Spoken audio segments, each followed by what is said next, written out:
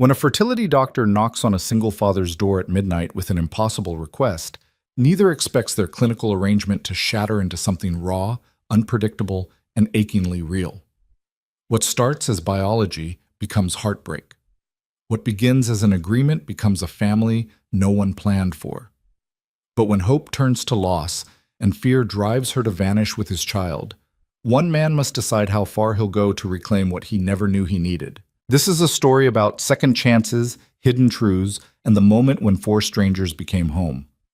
Stay until the end, hit that like button, and comment your city below so I can see how far this story reaches across the world. The rain came down in sheets that Thursday evening, the kind of downpour that turned Seattle streets into rivers and made the whole city smell like wet concrete and pine. Mason Reed stood at his kitchen sink, dish towel in hand, watching water streak down the window above the faucet. The apartment was warm, almost too warm, with the radiator clanking its familiar rhythm and the faint smell of the spaghetti he'd made for dinner still hanging in the air. "Dad?" Lila's voice drifted from the living room, small and sleepy. "Can I watch one more episode?" Mason glanced at the microwave clock. 7:50, school night. She knew the rules.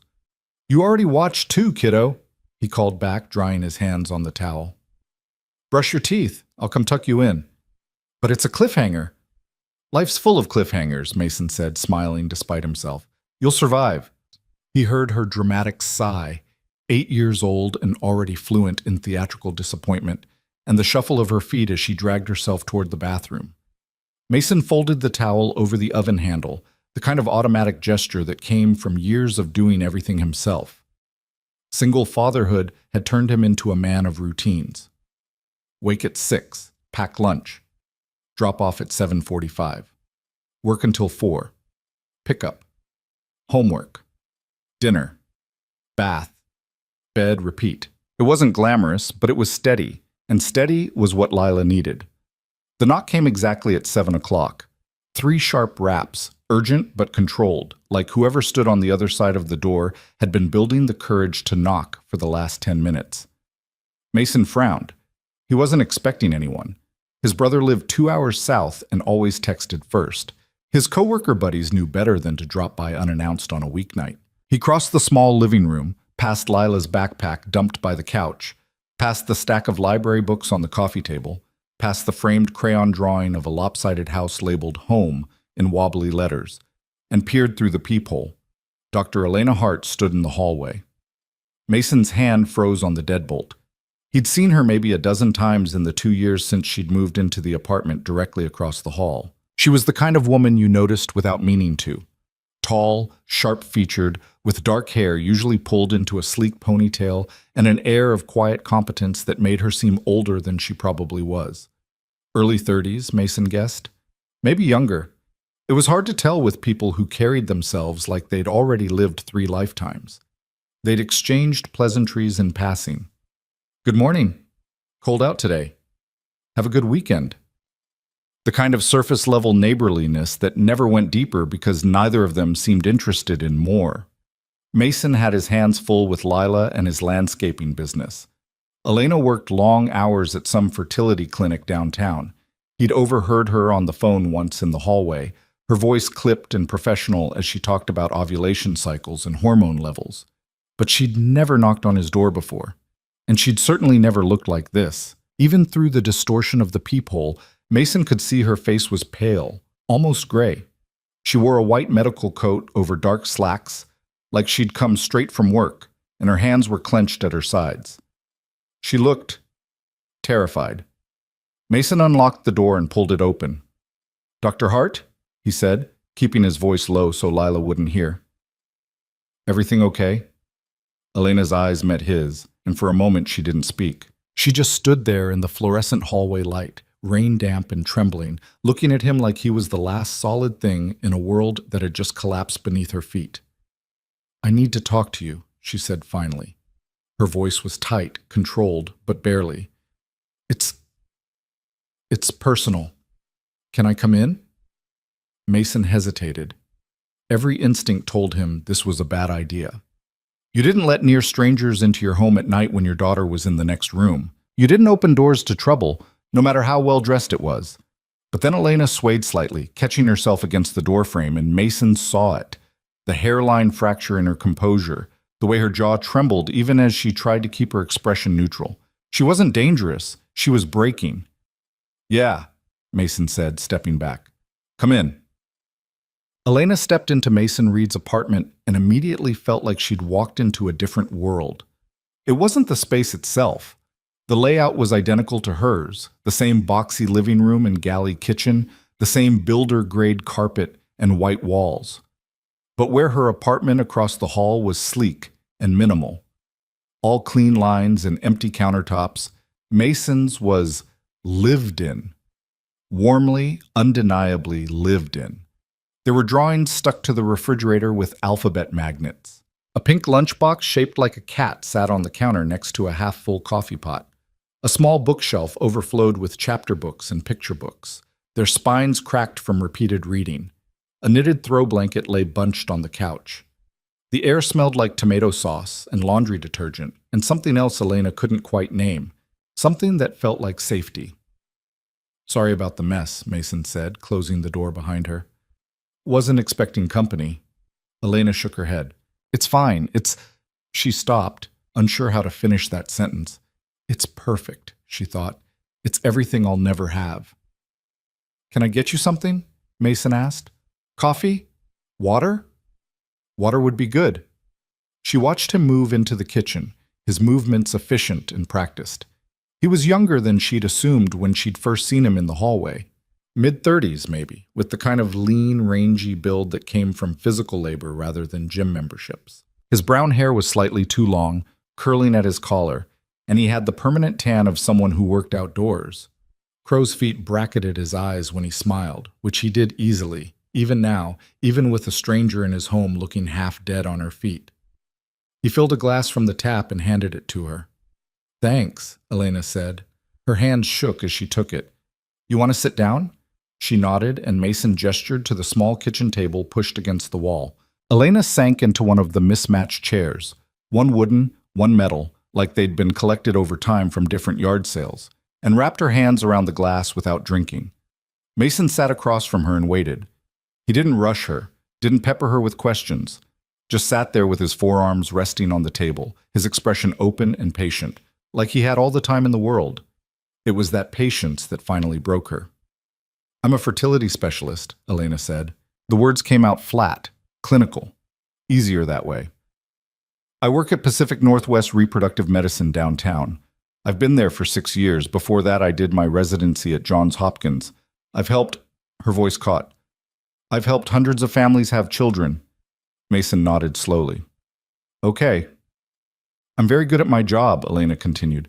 "I know the science inside and out. I know the statistics, the protocols, the odds. I know exactly what works and what doesn't." "I believe you." Elena forced herself to meet his eyes. "I can't have children of my own." The words hung in the air between them, heavy and irrevocable. Mason's expression didn't change. He didn't flinch, didn't look away, didn't offer the kind of empty platitudes Elena had heard 1,000 times from well-meaning colleagues. "You never know. Miracles happen. You could always adopt." He just said quietly, "I'm sorry." Elena felt something crack in her chest. "I've tried everything," she said, and now the words were coming faster, spilling out like she couldn't stop them. "IVF donor eggs, hormone treatments. I've gone through 4 rounds in the last 3 years. Every time I think maybe this is it. Maybe this time it'll work. And every time," she stopped, pressing her fingertips to her temples. "Every time it doesn't." "That must be hell," Mason said softly. "I'm 41, Elena continued. "My AMH levels are barely detectable. My ovarian reserve is—" She laughed, a sharp, bitter sound. "I'm running out of time. And I know that.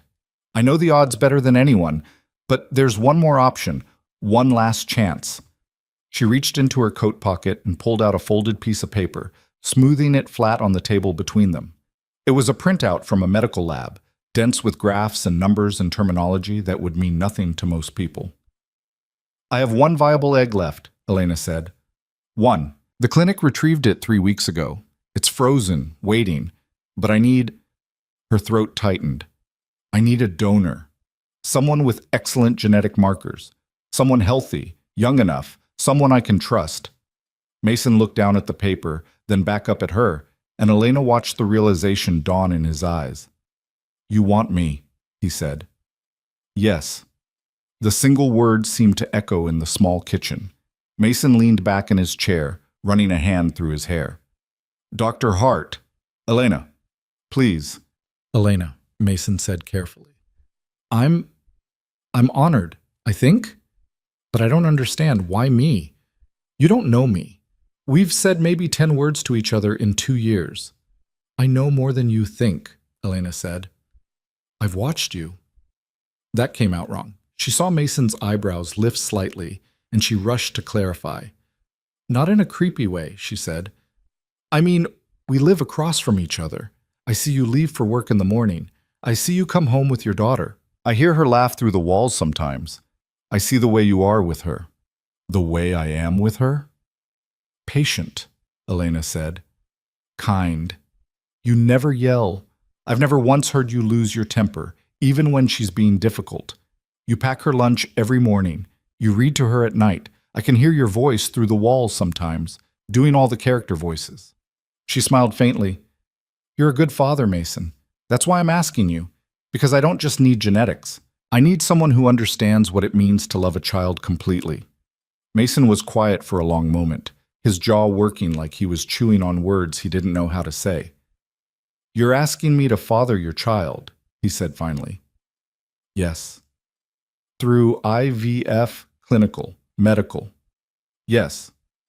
And then what? Mason asked. You raise the baby alone? I just go back to my life like nothing happened? Elena had prepared for this question. She'd rehearsed the answer in her head a dozen times on the drive home from the clinic, in the shower, lying awake in bed at 3 a.m. I'm not asking you to be a father to this child, she said. I know you already have, Lila. I know you're doing this alone, and that's enough. More than enough. I'm just asking for, she faltered, for a chance, for help. I'll handle everything else, legally, financially, all of it. You won't have any obligations. I just need this one thing. Mason stood abruptly, walking to the window above the sink. He stood there with his back to her, hands braced on the counter, staring out at the rain. Elena waited. Her heart hammered against her ribs. This is insane, Mason said quietly. I know. You're asking me to make a decision that'll change your entire life, and mine. I know. And you think I'm just going to say yes, just like that? Elena closed her eyes. I'm hoping you will. The bathroom door banged open down the hall, and a small voice called out, Dad, I brushed for 2 whole minutes. Come check. Mason turned from the window, and Elena saw something shift in his expression, the automatic warmth that flooded his face at the sound of his daughter's voice. Be right there, Lila Bean, he called back. He looked at Elena, and she saw the conflict written across every line of his face. I need time to think about this, he said. Of course. I'm not saying no, Mason added quickly. But I'm not saying yes either. It's a lot. I understand. Elena stood, her legs unsteady beneath her. She felt wrung out, emptied, like she'd just run a marathon and collapsed at the finish line. She'd done it. She'd asked. The rest was out of her hands. Mason walked her to the door, and as he opened it, he paused. Can I ask you something? He said. Anything. Why now? Why tonight? Elena looked down at her hands. Because I got the call this afternoon. My insurance is cutting off coverage. This is my last cycle. If I don't do this now with the egg they already retrieved, she swallowed hard. It's over. This is it. Mason's expression softened. I'm sorry. Don't be sorry, Elena said. Just think about it, please. She stepped into the hallway, and Mason started to close the door, then stopped. Elena? She turned back. I'll give you an answer by tomorrow night, he said. One way or another. Elena nodded, not trusting herself to speak. She walked across the hall to her own apartment, unlocked the door, and stepped inside. The space was dark and silent, exactly as she'd left it that morning. No backpacks by the door, no drawings on the fridge, no small voice calling from the next room. Elena set her bag down on the counter, walked to the couch, and sat down in the darkness. And then, finally, she let herself cry. What? Mason stood in Lila's doorway, watching her sleep. She'd fallen asleep almost instantly after he tucked her in, one hand curled under her cheek, the other clutching the stuffed rabbit she'd had since she was 2. Her nightlight cast soft shadows across the room, illuminating the posters she'd taped to the walls, horses and butterflies, and a chart of the solar system she'd gotten for her birthday. 7 years. He'd been doing this alone for 7 years. Lila's mother had left when Lila was barely 1 year old, just packed her bags one afternoon while Mason was at work and disappeared. No fight, no explanation. Just a note on the kitchen counter that said, "I can't do this anymore. I'm sorry." Mason had tried to find her at first, called her parents, her friends, even filed a missing persons report. But Claire didn't want to be found. She'd made that clear when the divorce papers arrived 6 months later, forwarded from an attorney in California. She'd signed away her parental rights without hesitation. No custody battle, no visitation. She just left. For a long time, Mason had been angry, then hurt. Then gradually, something else had taken root. Acceptance, maybe. Or just the understanding that some people weren't built for this, for the relentless, grinding, beautiful work of raising a child. But Mason was. He'd learned how to braid hair by watching YouTube videos at 2 in the morning. He'd mastered the art of negotiating vegetables onto a plate and getting glitter glue out of carpet. He'd sat through parent-teacher conferences and school plays and doctor's appointments, always alone in a sea of couples, and he'd stopped feeling like half of something incomplete. He was enough for Lila, and Lila was enough for him. So why was he even considering Elena's request? Mason pulled Lila's door halfway closed and walked back to the kitchen. The lab printout still sat on the table where Elena had left it. He picked it up, studying the incomprehensible medical jargon. Genetic markers, viability, success rates. This was a human life they were talking about, a child, a person who would exist because of a choice Mason made right now, in this kitchen, with rain drumming against the windows. He thought about Elena's face when she'd said, "I'm running out of time," the rawness in her voice, the way her hands had shaken around the water glass. He thought about the hundreds of families she'd helped, the children who existed because of her work. He thought about Lila, asleep down the hall, and how completely his life had changed the moment she was born. How terrifying it had been. How impossible. How worth it. Mason's phone buzzed on the counter. A text from his brother, Jake. "You coming to the game on Saturday?" Lila's been asking. Mason smiled slightly and typed back, "She's playing you. She knows I'll say yes if you ask. Smart kid. Gets it from me." "Sure she does. See you Saturday." Mason set the phone down and looked at the printout again. He should say no. The logical part of his brain knew that. This was complicated, messy, potentially life-altering in ways he couldn't predict. He had enough on his plate already. He didn't need to take on someone else's dream, someone else's desperation. But logic had never been Mason's strong suit. What he was good at, what he'd always been good at, was seeing people, really seeing them, understanding what they needed, what they were too afraid to ask for. And Elena needed this. Mason folded the printout and set it on the counter. He'd make his decision tomorrow. Tonight, he just needed to sleep. But as he lay in bed an hour later, staring at the ceiling and listening to the rain, Mason knew he'd already decided. Elena didn't sleep. She lay in bed with her eyes open, watching the red digits of her alarm clock tick from midnight to 1 to 2 to 3. Her mind raced through every possible scenario, every outcome, every way this could go wrong. He'll say no. Of course he'll say no. Why would he say yes? You're a stranger asking for the impossible. But what if he says yes? That thought was almost more terrifying, because if Mason said yes, then this became real, the final attempt, the last chance. And if it failed, when it failed, because Elena had learned not to hope anymore, she would have nothing left to try. At 4:30, she gave up on sleep and went to the clinic. The building was dark and silent, the waiting room empty, the lights motion-activated and flickering on as she walked through. Elena swiped her badge and took the elevator to the 3rd floor, to the embryology lab where her work, and her hope, lived in liquid nitrogen tanks kept at negative 196 degrees Celsius. She logged into the system and pulled up her own file. Heart, Elena. Age, 41. AMH, 0.03 nanograms per milliliter. Antral follicle count, 2. Diagnosis, diminished ovarian reserve. The numbers didn't lie. They never had. Elena scrolled through her treatment history. 4 IVF cycles. 12 eggs retrieved in total. 5 fertilized. 3 made it to blastocyst. 2 transferred. 0 implanted. And now, 1 egg left. 1 single, fragile chance. Why are you doing this? A colleague had asked her once, years ago, after her second failed cycle. Why put yourself through this when you know the odds? Elena hadn't had a good answer then. She still didn't. Maybe it was pride. The kind of stubborn refusal to accept defeat that had gotten her through medical school, through residency, through every challenge she'd ever faced.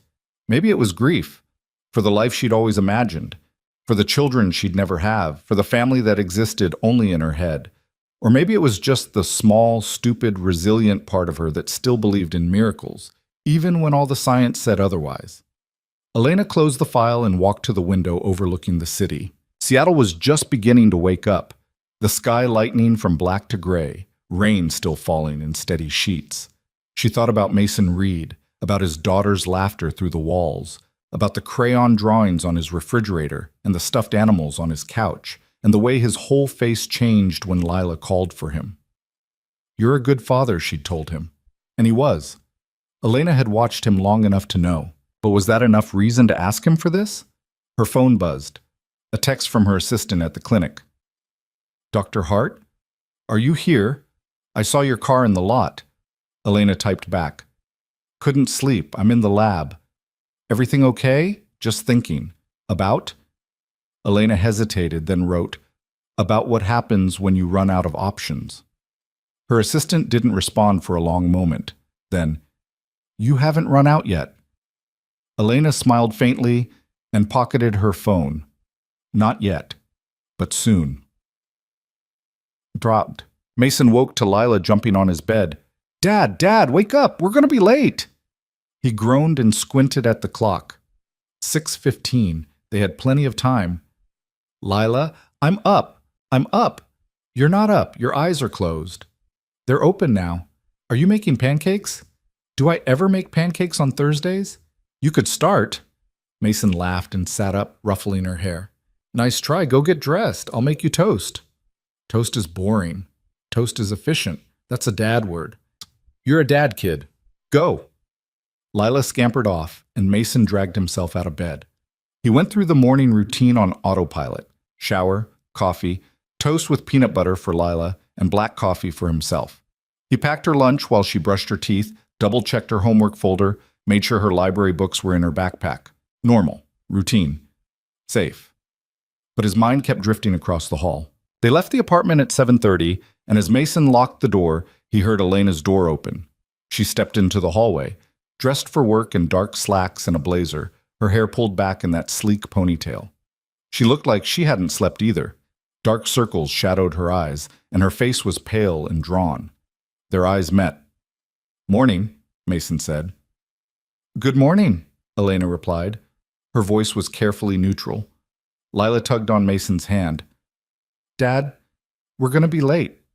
"We're fine, kiddo." But Lila was already pulling him toward the elevator, and Mason let himself be pulled, glancing back once to see Elena still standing in her doorway, watching them go. The day passed in a blur of work. Mason and his crew were finishing up a major landscaping job for a tech company in Bellevue, installing native plants, building raised beds, laying down irrigation lines. It was good work, physical, straightforward, the kind of thing where you could see immediate results. But Mason's mind was elsewhere. At lunch, his foreman Carlos noticed. "You good, boss?" Carlos asked, unwrapping a burrito. "You've been weird all morning." "I'm fine." "You planted 3 rhododendrons in the shade. They need full sun."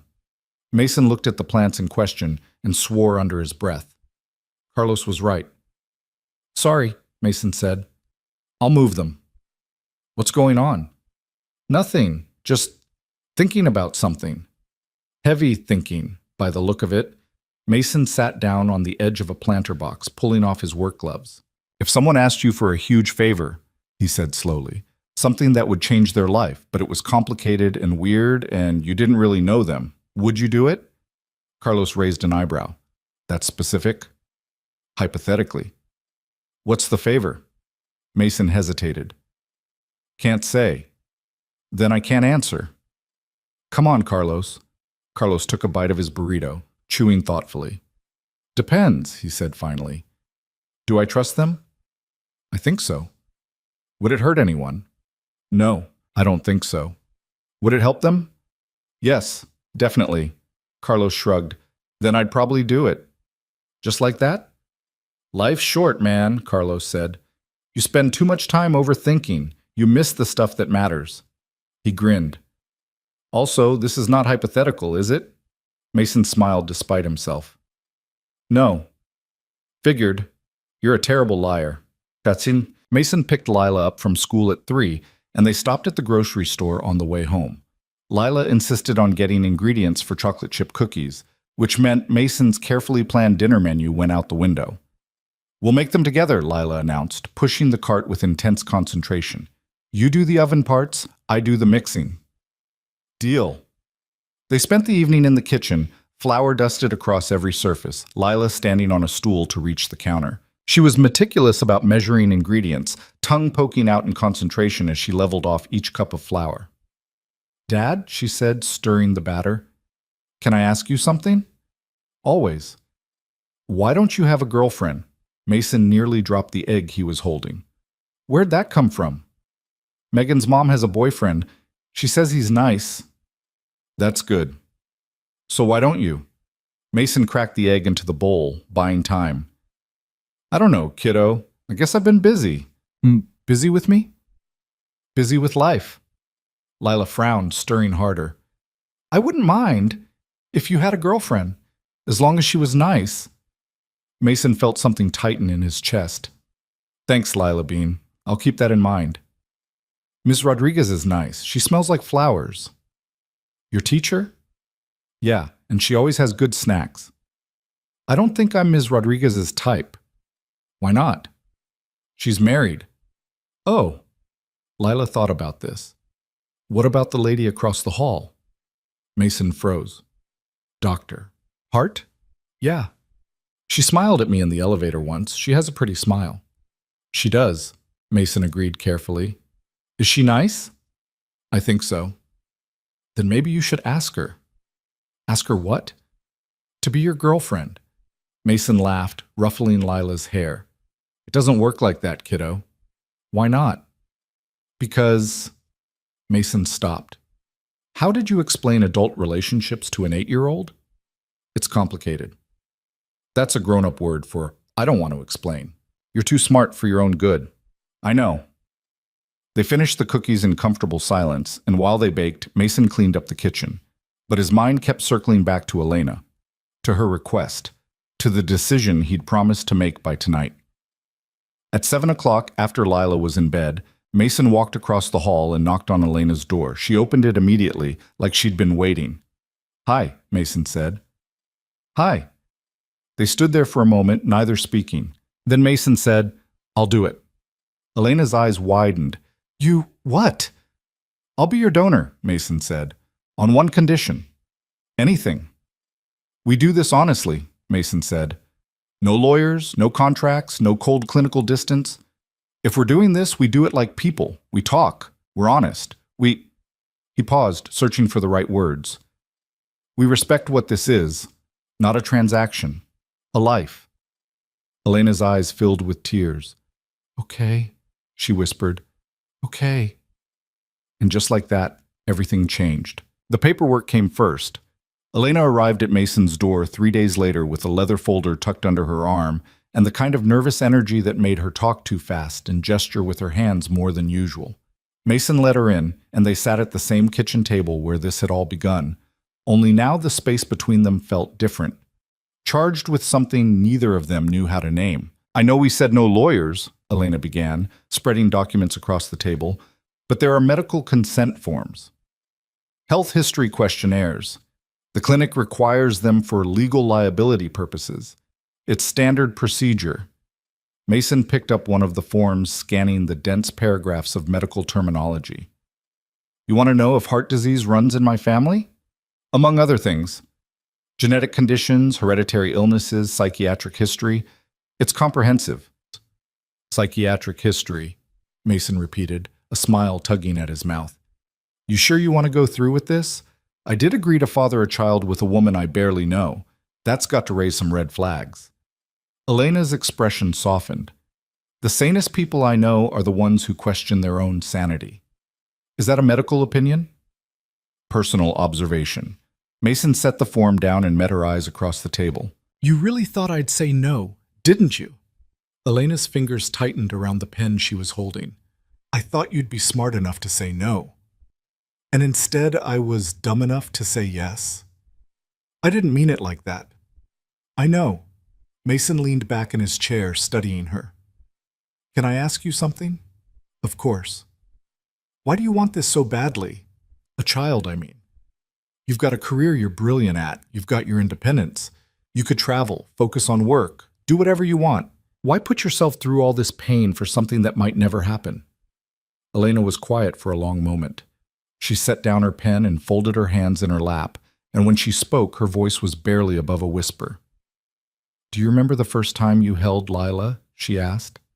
Mason nodded. Every second. What did it feel like? Mason thought back to that moment in the hospital. The weight of his daughter in his arms, impossibly small and fragile. The way she'd opened her eyes and looked at him like he was her entire world. The terror and wonder and overwhelming, crushing responsibility of it all. Like nothing else mattered, he said quietly. Like every single thing I'd done in my life up to that point had been leading to that moment. That's why, Elena said simply, I've spent my entire adult life helping other people have that moment. I've seen it thousands of times. The look on their faces when they hold their baby for the first time. The way everything changes in an instant. And every single time I think, I want that. I want to know what that feels like, not as a doctor, as a mother. Mason understood then. Not just intellectually, but in the bone-deep way you understood something you'd lived through yourself. Okay, he said. Let's fill out the forms. They worked through the paperwork together over the next hour, Elena explaining each section in her calm, professional voice, while Mason answered questions about his family medical history, his lifestyle, his habits. It should have felt clinical, transactional, but somehow it didn't. Somehow it felt like they were building something together, brick by careful brick. Do you drink? Elena asked, reading from the questionnaire. Occasionally, beer mostly, nothing heavy. Smoke? Never. Recreational drugs? Not since college, and even then it was just, Mason paused. Do you actually need to know this, or is this like a getting to know you thing? Elena's lips quirked. Both. Honestly? I tried marijuana twice at a friend's apartment when I was 22, hated it both times, and never touched it again. I'm boring. Boring is good. Boring is stable. Elena made a note on the form. Any major surgeries or hospitalizations? Broke my collarbone when I was 16. Skateboarding accident, required surgery and 6 weeks in a sling. Any complications? Just humiliation. My brother never let me live it down. Elena smiled, and Mason realized it was the first genuine smile he'd seen from her since that night in the rain. It transformed her face, softening the sharp lines, and making her look younger, more open. You have a brother? She asked. Jake, 2 years younger, lives in Tacoma with his wife and their twin boys. So Lila has cousins. Yeah, they're terrors. She loves them. That's nice, Elena said softly. Family. There was something in her voice that made Mason pause. You don't have family? Not really. My parents passed away when I was in medical school. Car accident. I was an only child, so... She shrugged. It's just me. I'm sorry. It was a long time ago. But Mason could hear the weight of it in her voice. The kind of grief that never fully faded, just became part of the background noise of your life. Is that part of why you want this? He asked gently. The baby? Because you don't have family? Elena considered the question, her pen hovering over the form. Maybe, she admitted. I've been alone for a long time, Mason. I'm good at it. I built a life that works. But there's a difference between being alone and being lonely, and I think I've finally figured out which one I am. Mason felt something shift in his chest. He'd spent 7 years convincing himself he wasn't lonely, that he and Lila were enough, that he didn't need anyone else, that his life was full and complete exactly as it was. And most days he believed it. But sitting here with Elena, watching her trace patterns on the tabletop with her fingertip, he recognized the same quiet ache he'd been carrying for years, the same longing for something more than just getting through each day. "I get it," he said. Elena looked up, and their eyes met across the table. For a moment, neither of them spoke. Then Elena cleared her throat and returned her attention to the paperwork. "We should schedule the procedure," she said, her voice carefully professional again. "The clinic can do it next week if you're available. Tuesday or Thursday morning would work best." "Thursday's good. I can move some things around." "You'll need to provide a sample the day of. They'll fertilize the egg immediately and monitor it for 5 days to see if it develops into a blastocyst. If it does, they'll transfer it. If not—" She stopped. "If not, it's over," Mason finished quietly. "Yes." Mason reached across the table and covered her hand with his. It was an impulse, unplanned, but Elena didn't pull away. Her fingers were cold beneath his palm. "Hey," he said. "One step at a time, okay? Let's get through Thursday first." Elena nodded, blinking rapidly. "One step at a time." The front door burst open and Lila came running in from the hallway where she'd been playing with the neighbor's cat. She skidded to a stop when she saw Elena sitting at the table. "Oh," Lila said. "Hi." "Hi," Elena replied, straightening in her chair. "You must be Lila. I'm Elena. I live across the hall." "I know. I've seen you in the elevator." Lila tilted her head, studying Elena with the unselfconscious curiosity of a child. "You're really pretty." "Lila," Mason warned, but Elena laughed. "Thank you," Elena said. "You're very pretty, too." "I know," Lila said matter-of-factly. "My dad says I get it from my mom, but I don't remember her, so I think I get it from him." "Lila, it's okay," Elena said softly. She looked at Mason, a question in her eyes, and he gave a small shake of his head. "Later." "Are you having dinner with us?" Lila asked Elena. "Oh, I don't want to intrude. Dad's making spaghetti. He makes too much. He always makes too much." "That's because you said you wanted leftovers for lunch," Mason pointed out. "I changed my mind. I want pizza bagels." "You can't change the lunch menu at 6 p.m. "I just did." Elena laughed again, and Mason felt something warm unfurl in his chest at the sound. "You can stay if you want," he said. "Lila's right. I always make too much." Elena hesitated, and Mason could see her weighing the decision. The safe thing would be to decline, to keep this arrangement professional and distant, to maintain the boundaries that made sense. But Elena didn't do the safe thing. "I'd like that," she said. Dinner was chaotic in the best way.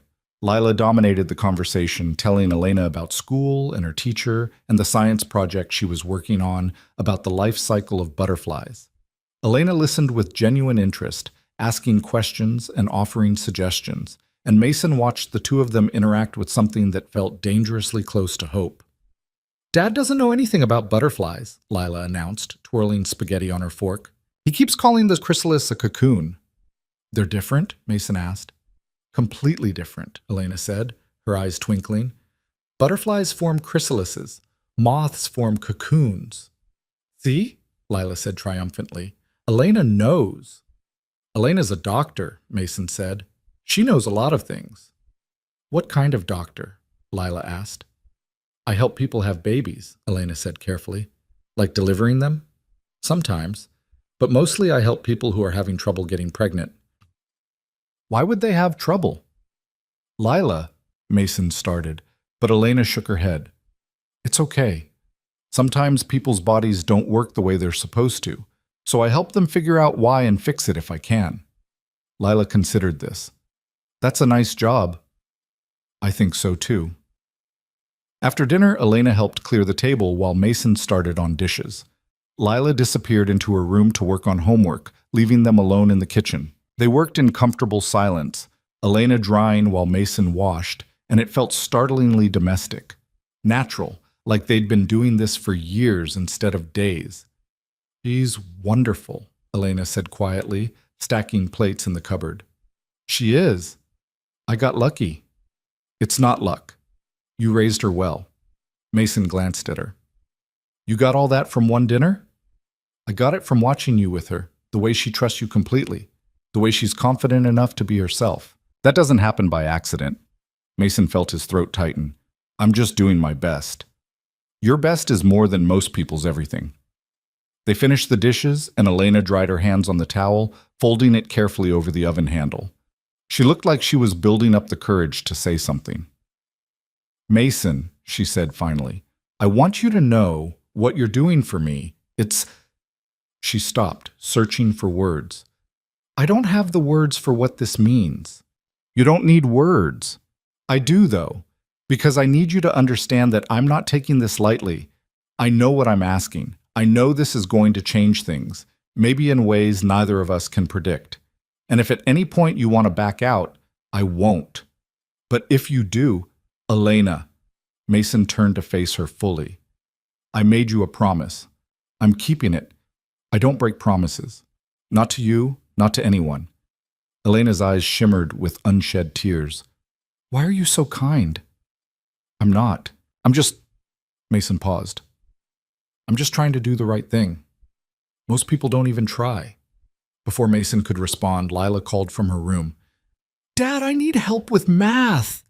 Mason glanced toward the hallway, then back at Elena. I should... Go. I'll let myself out. But as Mason headed toward Lila's room, Elena caught his arm. Her touch was light, tentative, but it stopped him in his tracks. Thank you, she whispered. Mason covered her hand with his own. Thursday, he said. We'll get through this together. Elena nodded, and then she was gone, slipping out the front door like a ghost. Mason stood in the hallway for a moment, feeling the lingering warmth of her hand on his arm, before Lila called again. Dad, these fractions are impossible. Coming, kiddo. The week passed in a strange blur of normalcy and anticipation. Mason went to work, picked up Lila from school, made dinner, helped with homework. The usual routines. But underneath it all was the constant awareness of Thursday approaching, of the decision he'd made and the life that might come from it. Elena texted him Wednesday night. Just a simple message. Appointment is at 9 a.m. Clinic address below. Thank you. Mason stared at the text for a long time before responding. I'll be there. He arranged for his brother to pick up Lila from school Thursday afternoon, telling Jake he had a medical appointment. It wasn't exactly a lie. Jake didn't ask questions, just said sure, and asked if everything was okay. Everything's fine, Mason said. Just routine stuff. Thursday morning came too fast. Mason woke before his alarm, anxiety coiling in his stomach. He got Lila ready for school, moving through the familiar motions on autopilot, and dropped her off with a kiss on the forehead and a promise to see her tonight. Then he drove to the clinic. Pacific Northwest Reproductive Medicine occupied the third floor of a sleek glass building downtown. The waiting room was done in soothing blues and greens with comfortable chairs and soft music playing from hidden speakers. Framed photos of babies lined the walls. Success stories, Mason assumed. Proof that miracles happened here. He checked in at the front desk, and the receptionist smiled warmly. Mr. Reed, Dr. Hart is expecting you. She'll be right out. Mason sat down, his palms sweating. He'd been in hospitals before, when Lila was born, when she'd gotten stitches after falling off the monkey bars. But this felt different, more intimate, more loaded with meaning. Elena appeared in the doorway wearing scrubs and a white coat, her hair pulled back in a ponytail. She looked professional and composed, but Mason could see the tension around her eyes. Mason, she said, come on back. He followed her down a quiet hallway to a small consultation room. Elena closed the door behind them, and immediately the professional mask slipped. Are you okay? She asked. I should be asking you that. I'm terrified. That makes two of us. Elena sat down in one of the chairs, and Mason took the other. They looked at each other across the small space, and Mason saw his own fear reflected in her eyes. We don't have to do this, Elena said. If you've changed your mind, I haven't. You're sure? Mason reached out and took her hand. I'm sure. Are you? Elena's fingers tightened around his. Yes? Then let's do this. The procedure itself was straightforward and clinical. A nurse led Mason to a private room and explained the process with professional efficiency. It was awkward and uncomfortable and deeply strange, but Mason focused on why he was here, on Elena waiting somewhere in this building, on the fragile possibility of a life that might begin today. When he emerged 20 minutes later, Elena was waiting in the hallway. She looked up as he approached, and her expression was so vulnerable it made Mason's chest ache. "All done," he said. "Thank you," Elena whispered. "What happens now?" "Now we wait. The embryologist will fertilize the egg today. Tomorrow we'll know if it's developing properly. If it is, they'll transfer it on Monday. If it's not—" She stopped. "One step at a time," Mason reminded her gently. Elena nodded. "One step at a time." She walked him to the elevator, and as the doors opened, Mason turned back. "Call me," he said, "when you hear something, even if it's bad news, especially if it's bad news." "I will." "Promise?" "Promise." Mason stepped into the elevator, and as the doors closed, he saw Elena standing alone in the hallway, her hand pressed to her chest like she was trying to hold herself together. The call came Friday afternoon.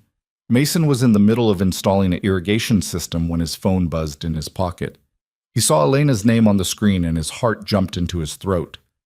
"Hey," he answered, stepping away from his crew. "What's the news?" There was a long pause, and then Elena's voice, shaking with emotion. "It's developing. Mason, it's developing. The embryologist called an hour ago. We have a blastocyst." Mason closed his eyes, relief flooding through him. "That's good.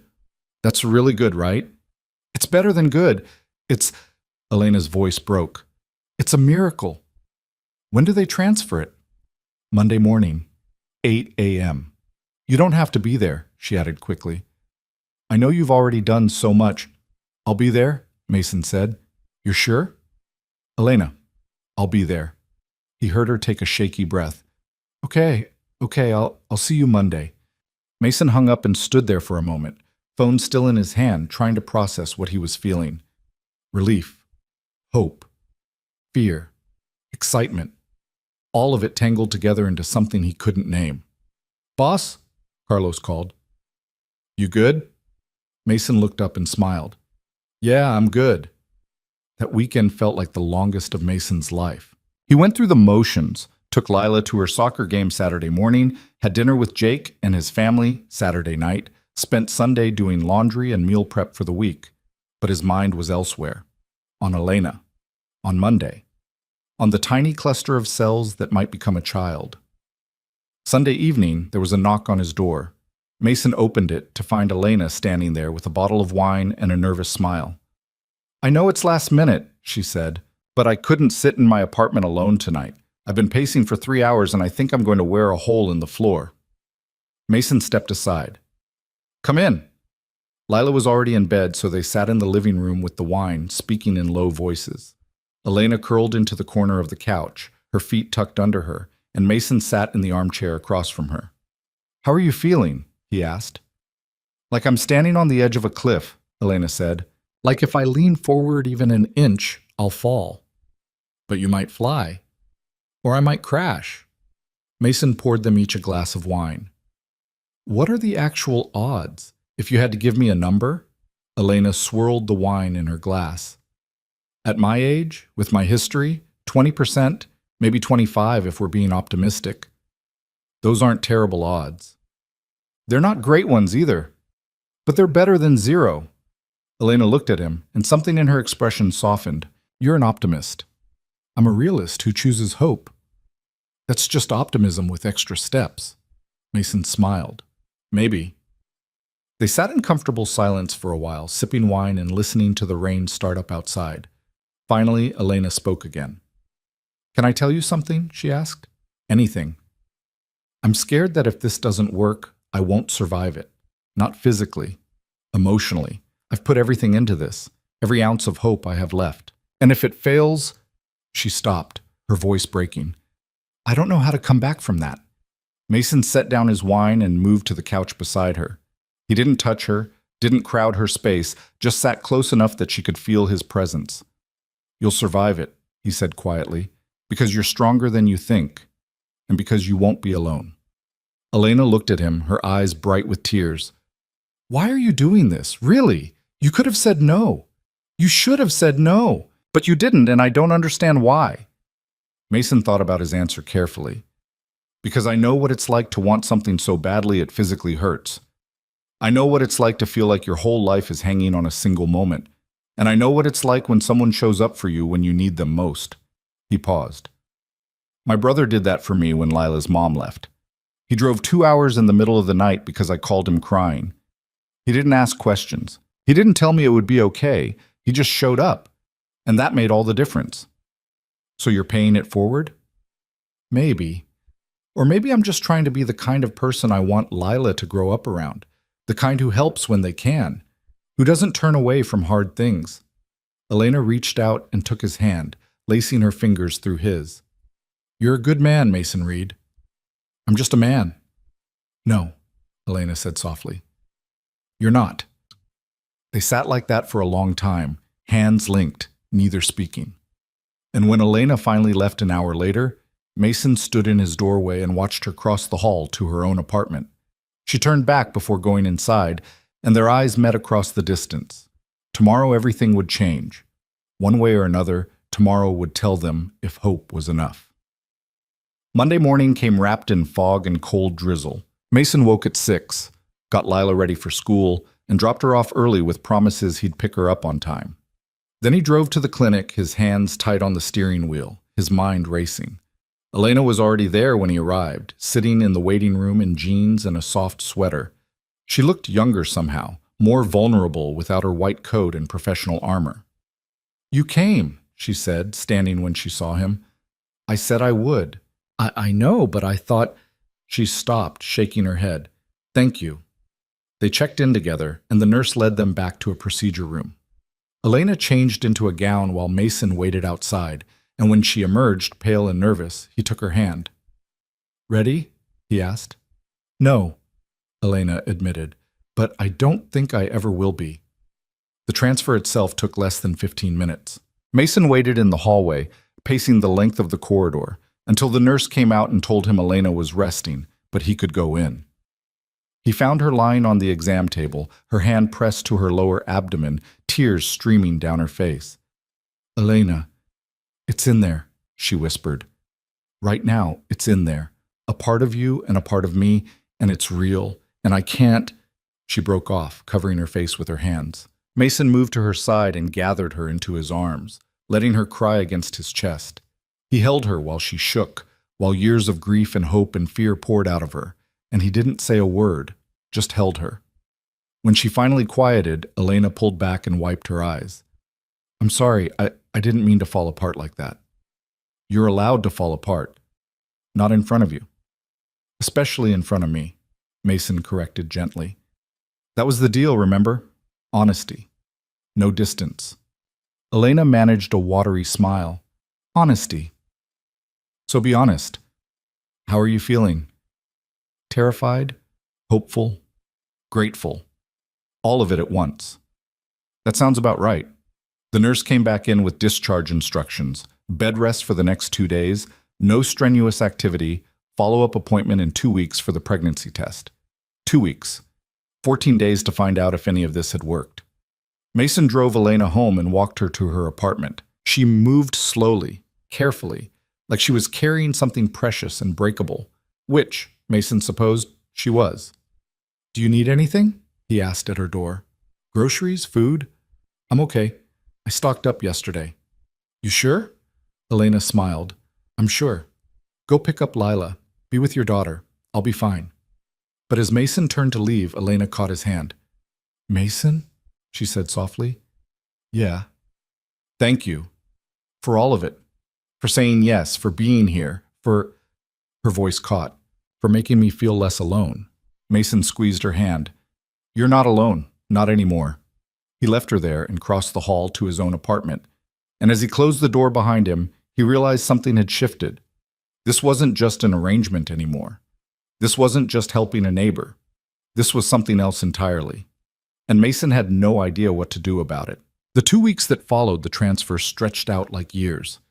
Mason found himself hyper-aware of every sound from across the hall, every footstep, every closing door. He resisted the urge to knock on Elena's door a dozen times a day, reminding himself she needed rest, needed space, needed time for her body to do what it was supposed to do without interference. But on the third day, Elena knocked on his door first. Mason opened it to find her standing there in sweatpants and an oversized cardigan, her hair loose around her shoulders. She looked softer somehow, less guarded, and she was holding a paper bag that smelled like cinnamon. "I made too many muffins," she said, a small smile playing at her lips. "Thought maybe Lila would like some." Mason knew deflection when he heard it. "You're supposed to be resting." "I've been resting. I'm going stir-crazy. Baking is restful." "Baking is not restful." "It is when you do it sitting down." Elena held out the bag. "Please? I need to feel useful or I'm going to lose my mind." Mason took the bag and stepped aside. "Come in. Coffee?" "Decaf," Elena said, walking into the kitchen. "I'm off caffeine until—" She stopped, her hand moving unconsciously to her stomach. "Until we know." Mason put on a pot of decaf and they sat at the kitchen table while the coffee brewed. Elena pulled a muffin from the bag and picked at it nervously, not really eating, just giving her hand something to do. "How are you feeling?" Mason asked. "Physically?" "Fine. No symptoms, but it's too early for that anyway." "Emotionally?" She laughed, a brittle sound. "I've Googled early pregnancy symptoms about 400 times in the last 3 days. I'm analyzing every twinge, every moment of fatigue, convincing myself it means something when it probably means nothing." "That sounds exhausting." "It is." Elena set down the muffin. "I'm sorry, I shouldn't be dumping this on you." "Yes, you should. That's what we agreed to, remember? Honesty." "I'm not used to it, being honest, letting people see me like this." "Like what?" "Unraveling." Mason poured them each a cup of coffee and sat back down. "You're not unraveling, you're just human." "It doesn't feel human, it feels pathetic." "It's not." Mason wrapped his hands around his mug, choosing his words carefully. "When Lila's mom left, I spent 3 months convinced I was going to screw everything up. I'd wake up in the middle of the night in a panic, sure I'd forgotten to do something crucial. Feed her, change her, something. I'd run to her room and just stand there watching her sleep, making sure she was still breathing.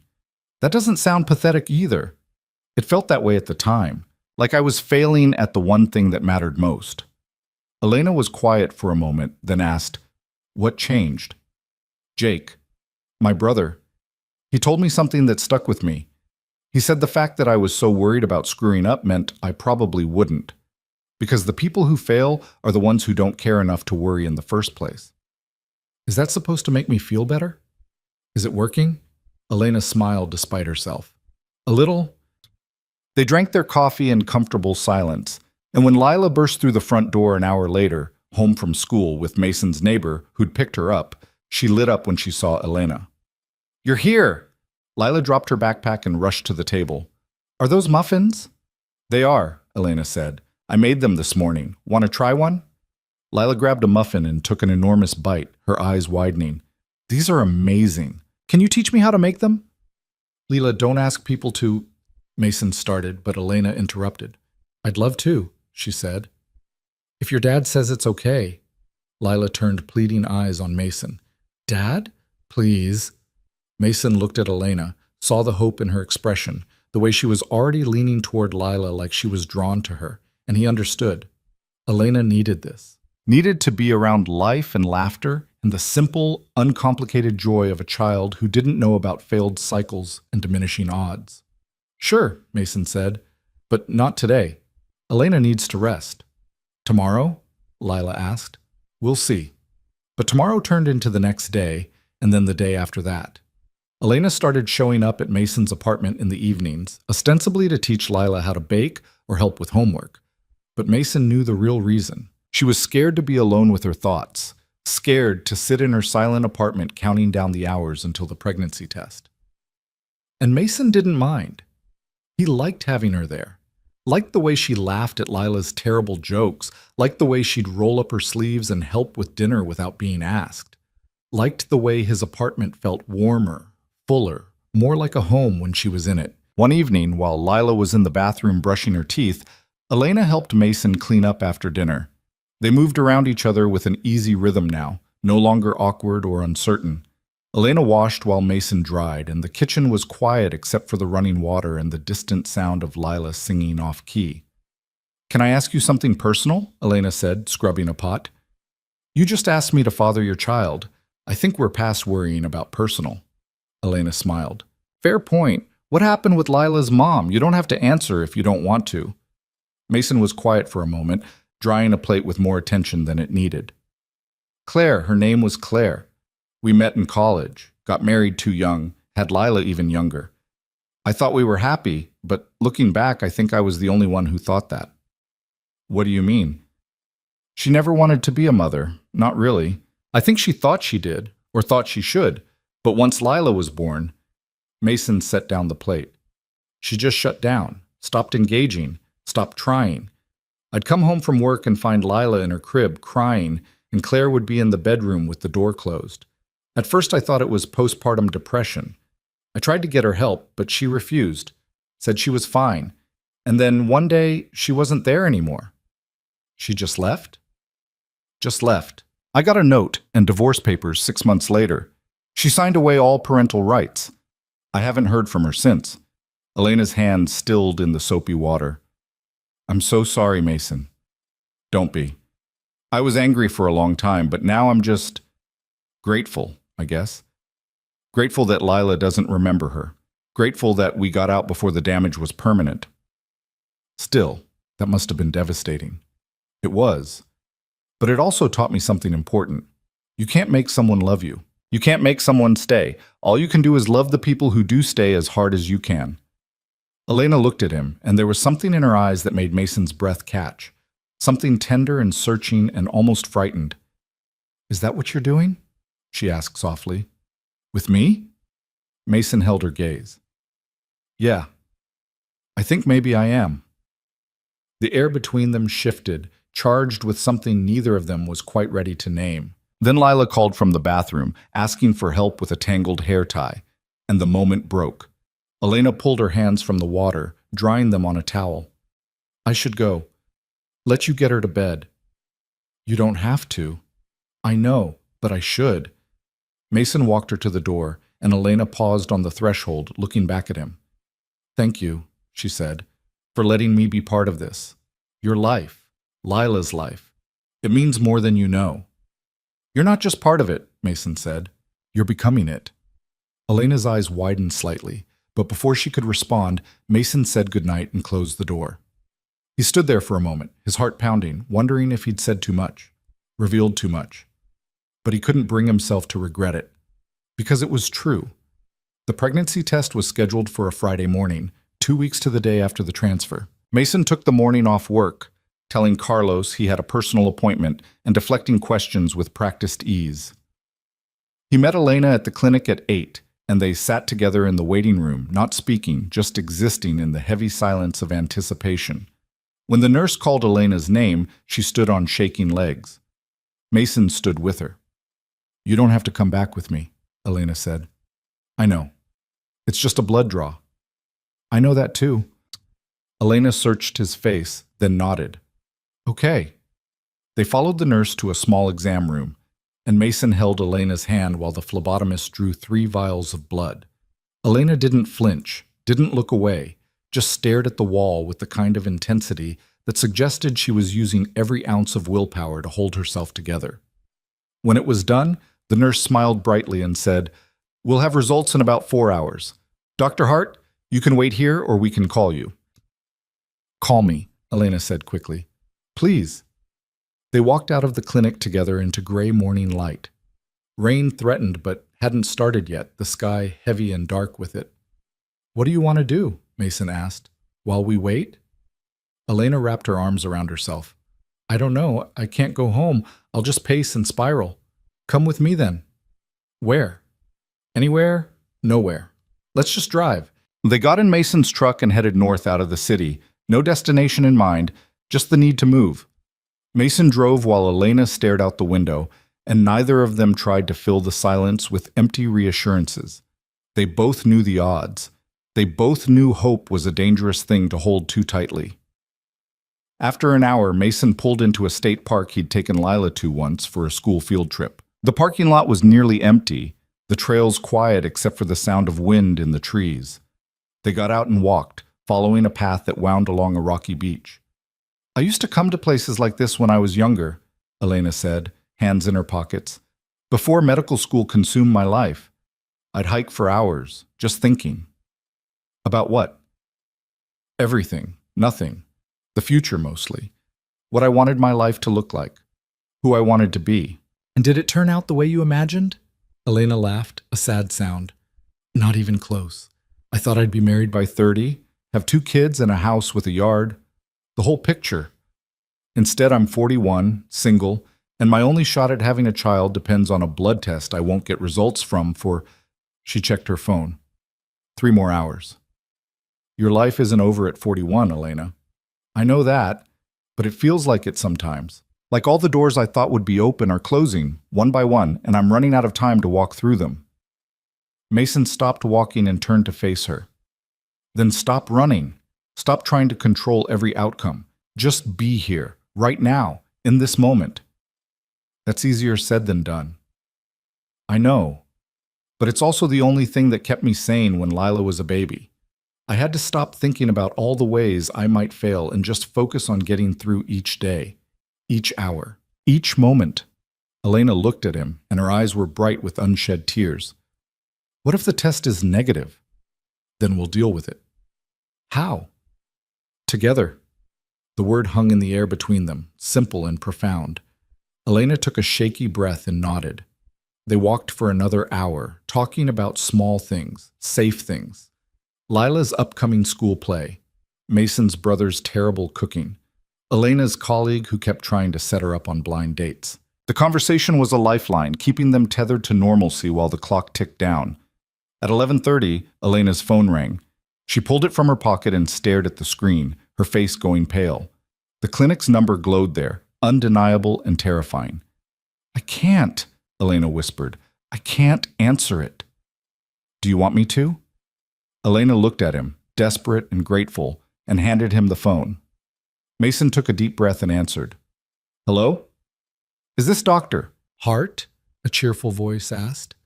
"No, this is Mason Reed. I'm with Dr. Hart. She asked me to take the call." "Oh, of course. This is Stephanie from Pacific Northwest Reproductive Medicine. Is Dr. Hart available to hear her results?" Mason looked at Elena. She'd wrapped her arms around herself and was staring at the ground, trembling. "She's here," Mason said. "Go ahead."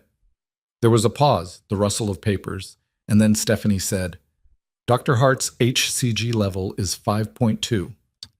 Mason's heart sank.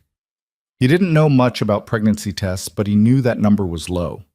Too low. "What does that mean?" he asked, his voice carefully neutral. "HCG levels under 5 are considered negative," Stephanie explained, her voice still bright and professional. "I'm so sorry. The transfer didn't take. We'll want Dr. Hart to come in next week to discuss next steps. But for now," Mason stopped listening. The rest of Stephanie's words faded into white noise as he looked at Elena, trying to figure out how to tell her, how to break her heart with a single number. Elena must have seen it in his face because she made a small, broken sound and turned away, her shoulders shaking. "Thank you," Mason said into the phone, his voice hollow. "We'll call to schedule the follow-up." He hung up and stood there helplessly as Elena fell apart in front of him. She didn't cry loudly, didn't scream or rage, just stood there with her face in her hands, silent sobs racking her body, and it was somehow worse than any breakdown Mason had ever witnessed. He moved to her and pulled her into his arms, and Elena collapsed against him like a puppet with cut strings. "I'm sorry," Mason whispered into her hair. "I'm so sorry." Elena couldn't speak, just clung to him while years of hope died in the space between one heartbeat and the next. They stood like that for a long time, in the middle of a deserted trail with rain finally starting to fall around them. Mason held Elena while she grieved, and he felt his own heart breaking for her, for the child that would never be, for the dream that had finally, irrevocably slipped through her fingers. When Elena finally pulled back, her face was blotchy and swollen, her eyes red-rimmed. "I need to go home," she said, her voice hoarse. "Okay, I'll drive you." "No, I mean home, not the apartment. I can't—" She broke off, shaking her head. "I can't be there right now. I can't see you every day and remember what we tried to do, what failed." Mason felt something cold settle in his chest. "Elena, I have a friend in Portland," she continued, speaking quickly now, like if she stopped she'd lose her nerve. "She's been asking me to visit for months. I think I'll go, take some time, clear my head." "For how long?" "I don't know, a few weeks, a month? I just need space, distance. I need to figure out how to breathe again." Mason wanted to argue, wanted to tell her running wouldn't help, that she'd just be alone with her grief in a different city. But he could see the desperation in her eyes, the need to escape before the walls closed in completely. "Okay," he said quietly, "if that's what you need." "It is."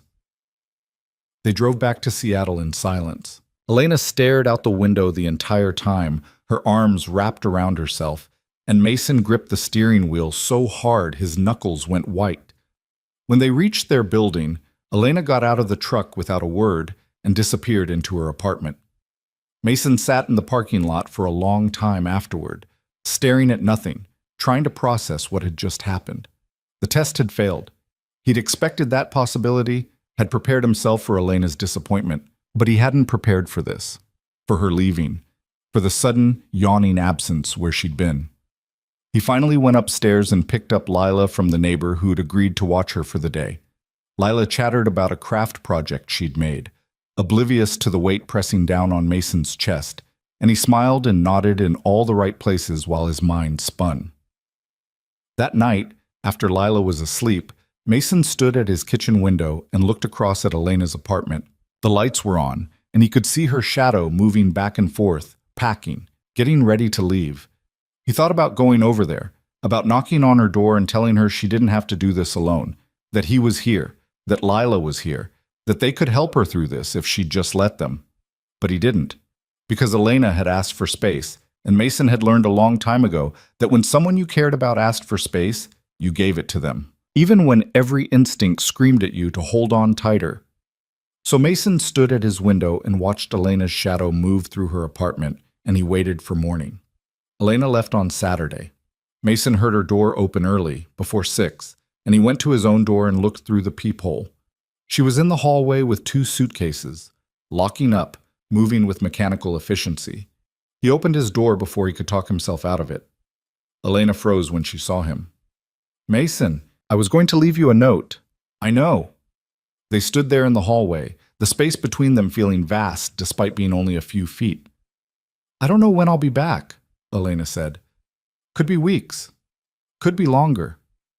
"That's okay." "Is it?" Mason wanted to say no, wanted to tell her it wasn't okay, that this felt wrong, that leaving wouldn't fix what was broken. But instead he said, "If it's what you need, then yes." Elena's eyes filled with tears. "I can't do this, Mason. I can't see you every day and pretend everything's fine. I can't watch you with Lila and think about what I'll never have. I can't." "I understand." "Do you?" "Yes, because I've been where you are. And sometimes you need to fall apart somewhere no one can see you do it." Elena nodded, swallowing hard. "Thank you for everything you did, for trying, for caring, for—" Her voice broke. "For making me hope again, even if it didn't work out." Mason crossed the distance between them and pulled her into a tight hug. Elena clung to him, and he felt her shake with suppressed sobs. "Take care of yourself," he whispered against her hair. "You too." And then she was gone, pulling away and grabbing her suitcases and heading for the elevator without looking back. Mason stood in the hallway and watched her disappear, and he felt something vital leave with her. He went back into his apartment and tried to go about his normal Saturday routine. Made breakfast, watched cartoons with Lila, did laundry, but everything felt muted, colorless, like someone had turned down the volume on the world. Lila noticed. "Dad?" she said that afternoon, looking up from her coloring book. "Are you sad?" Mason forced a smile. "I'm okay, kiddo." "You look sad. Just tired." "Is it because of Elena?" Mason's head snapped up.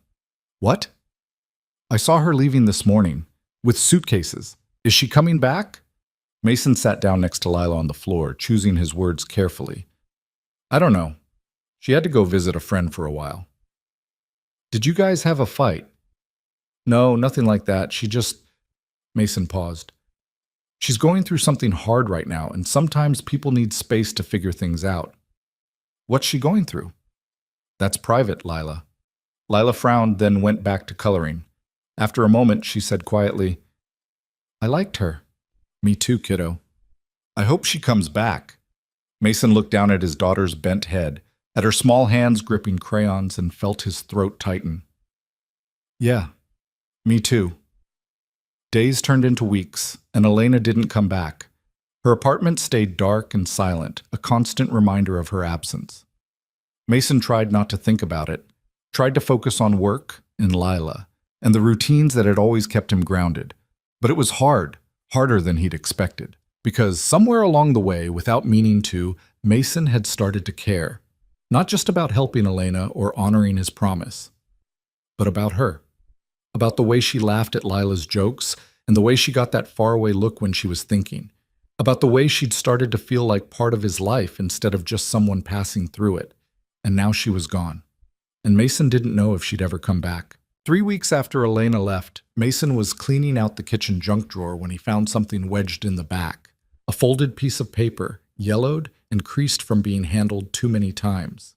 He pulled it out and unfolded it, and his breath caught. It was the note Claire had left when she abandoned them.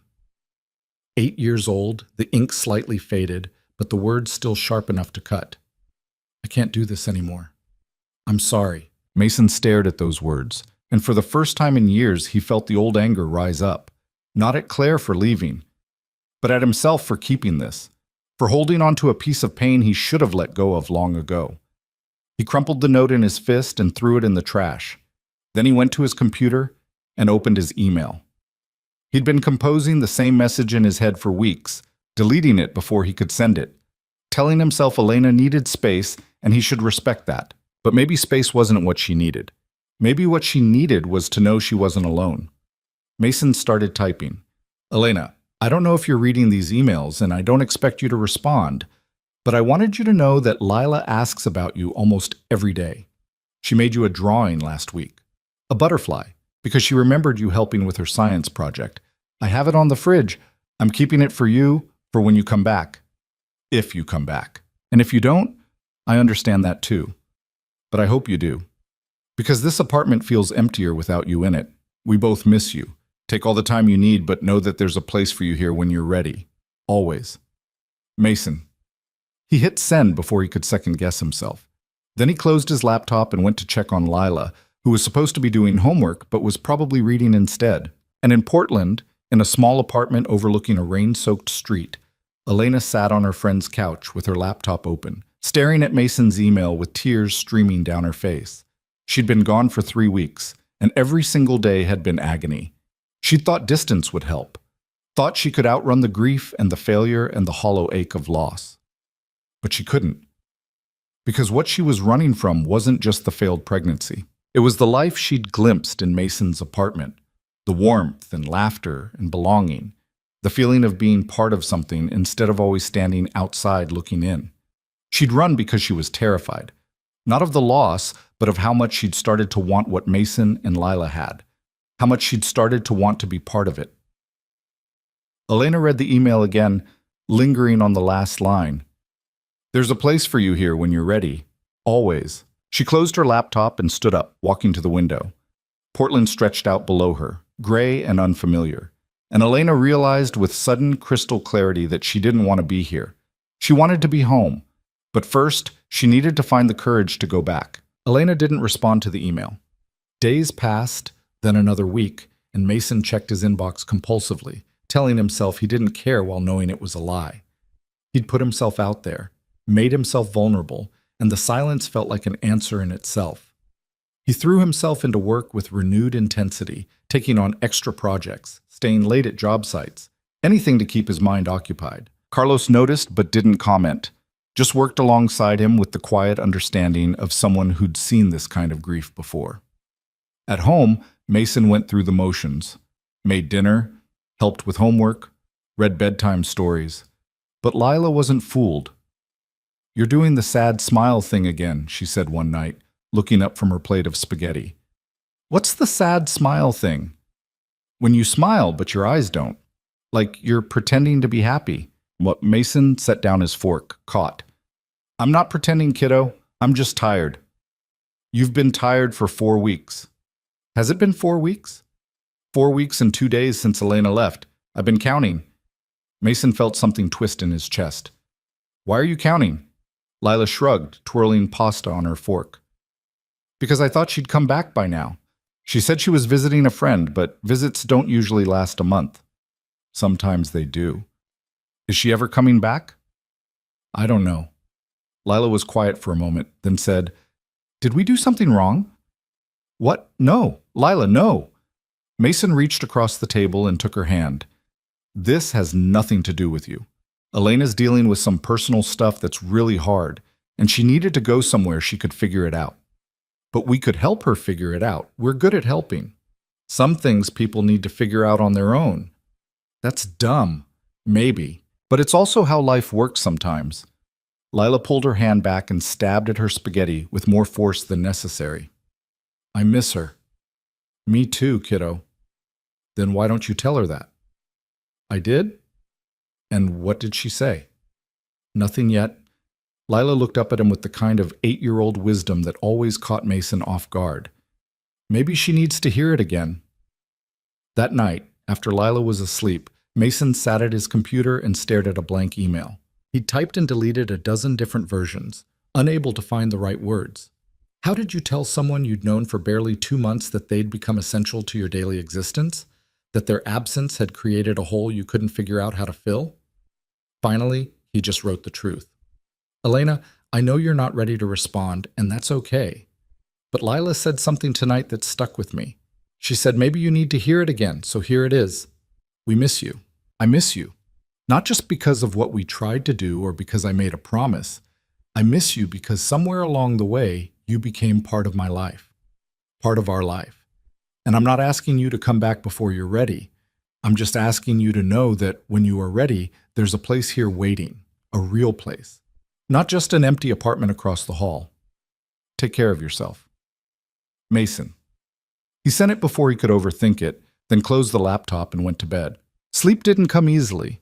Mason lay in the dark, listening to the building settle around him, and thought about the last time he'd felt this untethered.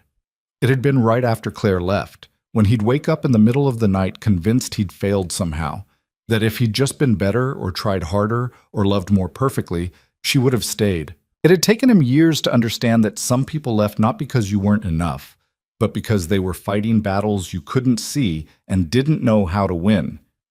He wondered if that's what Elena was doing now, fighting battles he couldn't help with, no matter how much he wanted to. The call came 2 days later. Mason was knee-deep in a drainage project, mud-caked on his jeans, when his phone rang. He almost didn't answer, but something made him pull off his gloves and check the screen. Unknown number, Portland area code. His heart jumped into his throat. "Hello?" There was a pause, then a familiar voice, quiet and uncertain. "Mason, it's Elena." Mason stepped away from the worksite, pressing the phone tight against his ear. "Hey, are you okay?" "I don't know. Maybe. I got your emails." "I wasn't sure you were reading them." "I've read every single one, multiple times." Mason leaned against his truck, trying to steady his breathing. "Why didn't you respond?" "Because I didn't know what to say. I still don't, really. But I needed to hear your voice, so I called." "I'm glad you did." Elena was quiet for a moment, and Mason could hear traffic in the background, the distant sound of rain. "Can I tell you something?" "Anything." "I'm pregnant." The world tilted sideways. Mason's grip on the phone tightened, and for a moment he couldn't breathe, couldn't think, couldn't process what she'd just said. "What?" he managed finally. "I'm pregnant," Elena repeated, and now there were tears in her voice. "The test was wrong, Mason. The HCG was too low to register at first, but I started feeling strange a week ago. Nauseous, exhausted, all the classic symptoms. I thought I was just sick, or maybe psychosomatic, but I took a home test yesterday and it was positive. So I went to a clinic here and they did blood work, and an ultrasound, and her voice broke. There's a baby.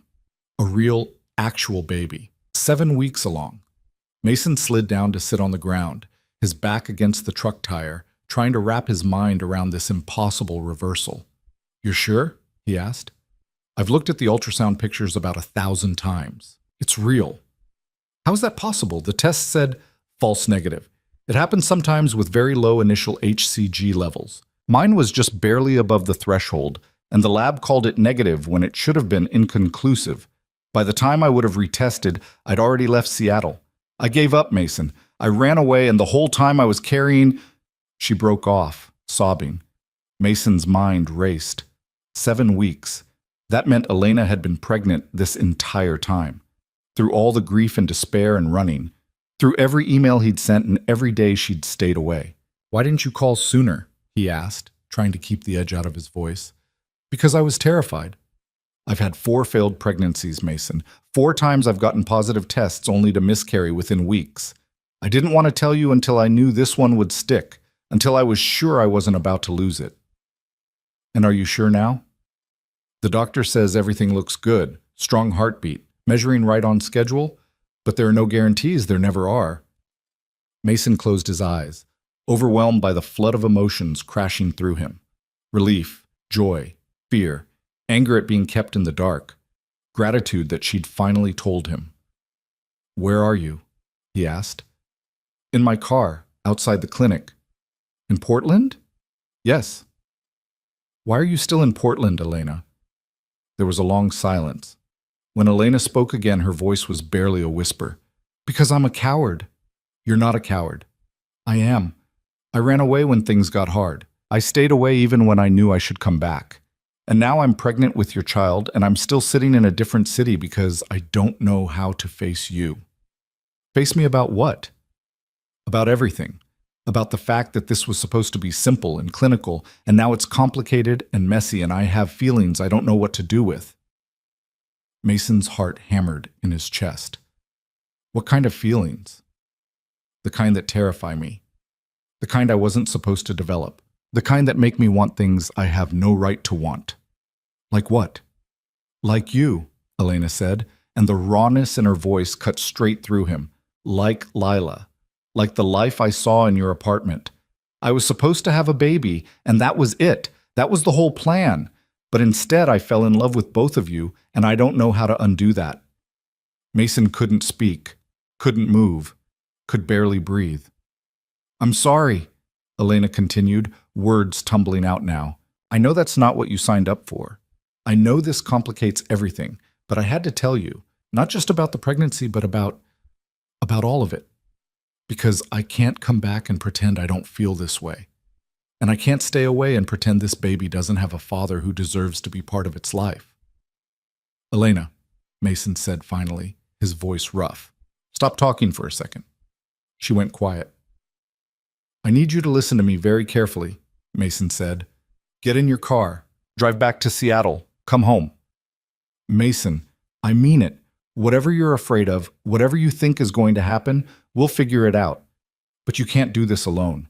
You shouldn't have to do this alone. And He stopped, searching for the right words. I want to be there. For all of it.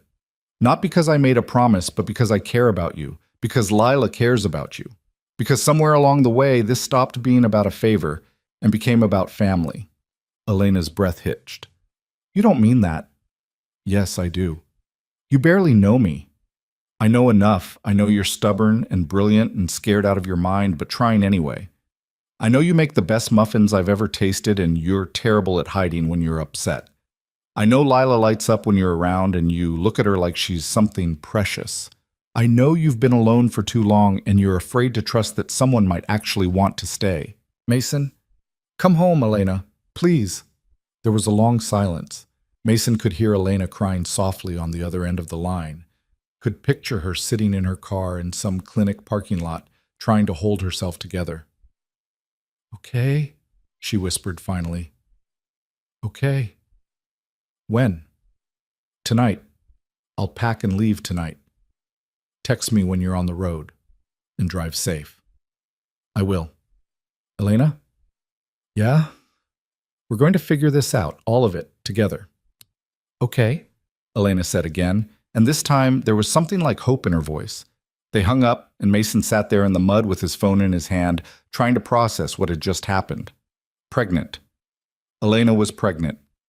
With his child. After weeks of believing it had failed, of grieving something that had never existed, it turned out the miracle had been there all along. He stood up on shaking legs and walked back to where Carlos was working. "Everything okay, boss?" Carlos asked, looking up from the trench he was digging. "Yeah," Mason said, a smile breaking across his face despite everything. "Yeah, I think it actually is." That evening, Mason sat Lila down at the kitchen table and tried to figure out how to explain what was happening. She looked at him with those two perceptive eyes, and he knew she'd sense if he tried to sugarcoat it. "Remember how I told you Elena was dealing with something hard?" he began. "Yeah." "Well, she's coming back." Lila's face lit up. "Really? When?" "Tonight, probably. Late. She's driving from Portland." "Can I stay up and wait for her?" "It's going to be really late, kiddo, past your bedtime." "I don't care, I want to see her." Mason smiled. "How about this? You go to bed at your normal time, and if she gets here before 9, I'll wake you up. Deal?" "Deal." Lila paused, then asked, "Is she okay now? The hard things she was dealing with?" Mason considered how much to tell her, how much an 8-year-old could understand about complicated adult situations. "She's getting there," he said finally. She found out some news that was really scary at first, but turned out to be good news, and she realized she didn't want to deal with it alone. "What kind of news?" Mason took a breath. "She's going to have a baby." Lila's eyes went wide. "Really? Really? Is she married?" "No." "Then how?" Lila stopped, her face scrunching up in thought. Then her eyes got even wider. "Wait, is it your baby?" Mason felt his face heat. "How did you—" "Dad, I'm 8, not stupid. You guys were spending all that time together, and then she got really sad and left, and now she's pregnant and coming back. I can do math." "It's not quite that simple." "Why not?" "Because—" Mason paused. "Because it wasn't like that. It was medical, clinical. She needed help having a baby, and I said I'd help her." "So you gave her a baby?" "Sort of. And now she's coming back?" "Yes." Lila processed this information with the seriousness of a judge. Finally, she said, "So I'm going to have a brother or sister?" "A half-sibling, technically. The baby will live with Elena." "But we'll see them?" "I hope so, if Elena wants that." "Do you want that?" Mason looked at his daughter and saw no judgment in her eyes, just genuine curiosity and something that looked like hope. "Yeah," he said quietly. "I do." "Good," Lila said matter-of-factly. "Because I always wanted a little brother or sister, and I like Elena. She's nice." "She is nice." "Are you going to marry her?" "Lila, it's a reasonable question. You're having a baby together." "It doesn't work like that anymore, kiddo." "Why not?" "Because people don't just get married because they're having a baby. They get married because they love each other." "Do you love Elena?" The question hit Mason like a physical blow. He opened his mouth to deflect, to say it was complicated, to give some safe adult answer that didn't really mean anything, but Lila deserved better than that. "I don't know," he said honestly. "I care about her. A lot. But it's complicated." "Love isn't complicated," Lila said, with the certainty only a child could possess. "You either love someone or you don't. It's more complicated when you're a grown-up." "That's dumb," Mason laughed, despite himself. "You know what? You're probably right." They had dinner together, and afterward Lila kept checking the clock every few minutes, waiting for 9 o'clock to arrive. Mason tried to distract her with a movie, but she was too wired to focus, bouncing between excitement and nervous energy. At 8:30, Mason's phone buzzed. A text from Elena. "Just crossed the city limits, 15 minutes away." Mason's heart rate kicked up. "She's almost here," he told Lila. "Can I go wait in the hallway? Let's give her a few minutes to get inside first, okay?" But at 8:45, when Mason heard Elena's door open across the hall, Lila was already at their own door, practically vibrating with anticipation. "Lila, hold on!" but Lila had already yanked open the door and run into the hallway. "Elena!" Mason followed in time to see Elena drop her suitcase and crouch down just as Lila barreled into her. Elena wrapped her arms around Lila and held on tight, her eyes squeezed shut, and Mason saw her shoulders shake with silent sobs. "I missed you so much," Lila said into Elena's shoulder. "I missed you too, sweetheart," Elena managed. They stayed like that for a long moment, and Mason stood in his doorway watching, his throat tight. When Elena finally pulled back, she looked up and met his eyes, and Mason saw everything in that look. Fear, hope, apology, love. "Hi," she said softly. "Hi yourself." Lila grabbed Elena's hand. "Dad told me about the baby. Can I feel your stomach? Is there a bump yet?" Elena laughed, a watery sound. "Not yet. It's still really small." "How small?" "About the size of a blueberry." "That's tiny." "Very tiny." Mason walked over and picked up Elena's suitcase. "Come on," he said. "You must be exhausted. Let's get you inside." They all went into Elena's apartment, which felt stale and empty from weeks of disuse. Mason set down her suitcase while Lila peppered Elena with questions about Portland and the drive and the baby.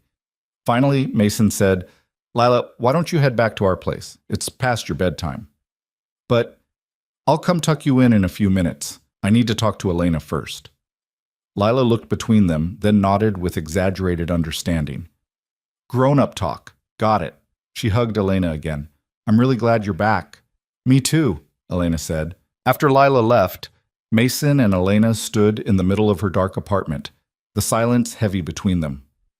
"I'm sorry," Elena said finally. "For running, for staying away, for not telling you sooner about the baby.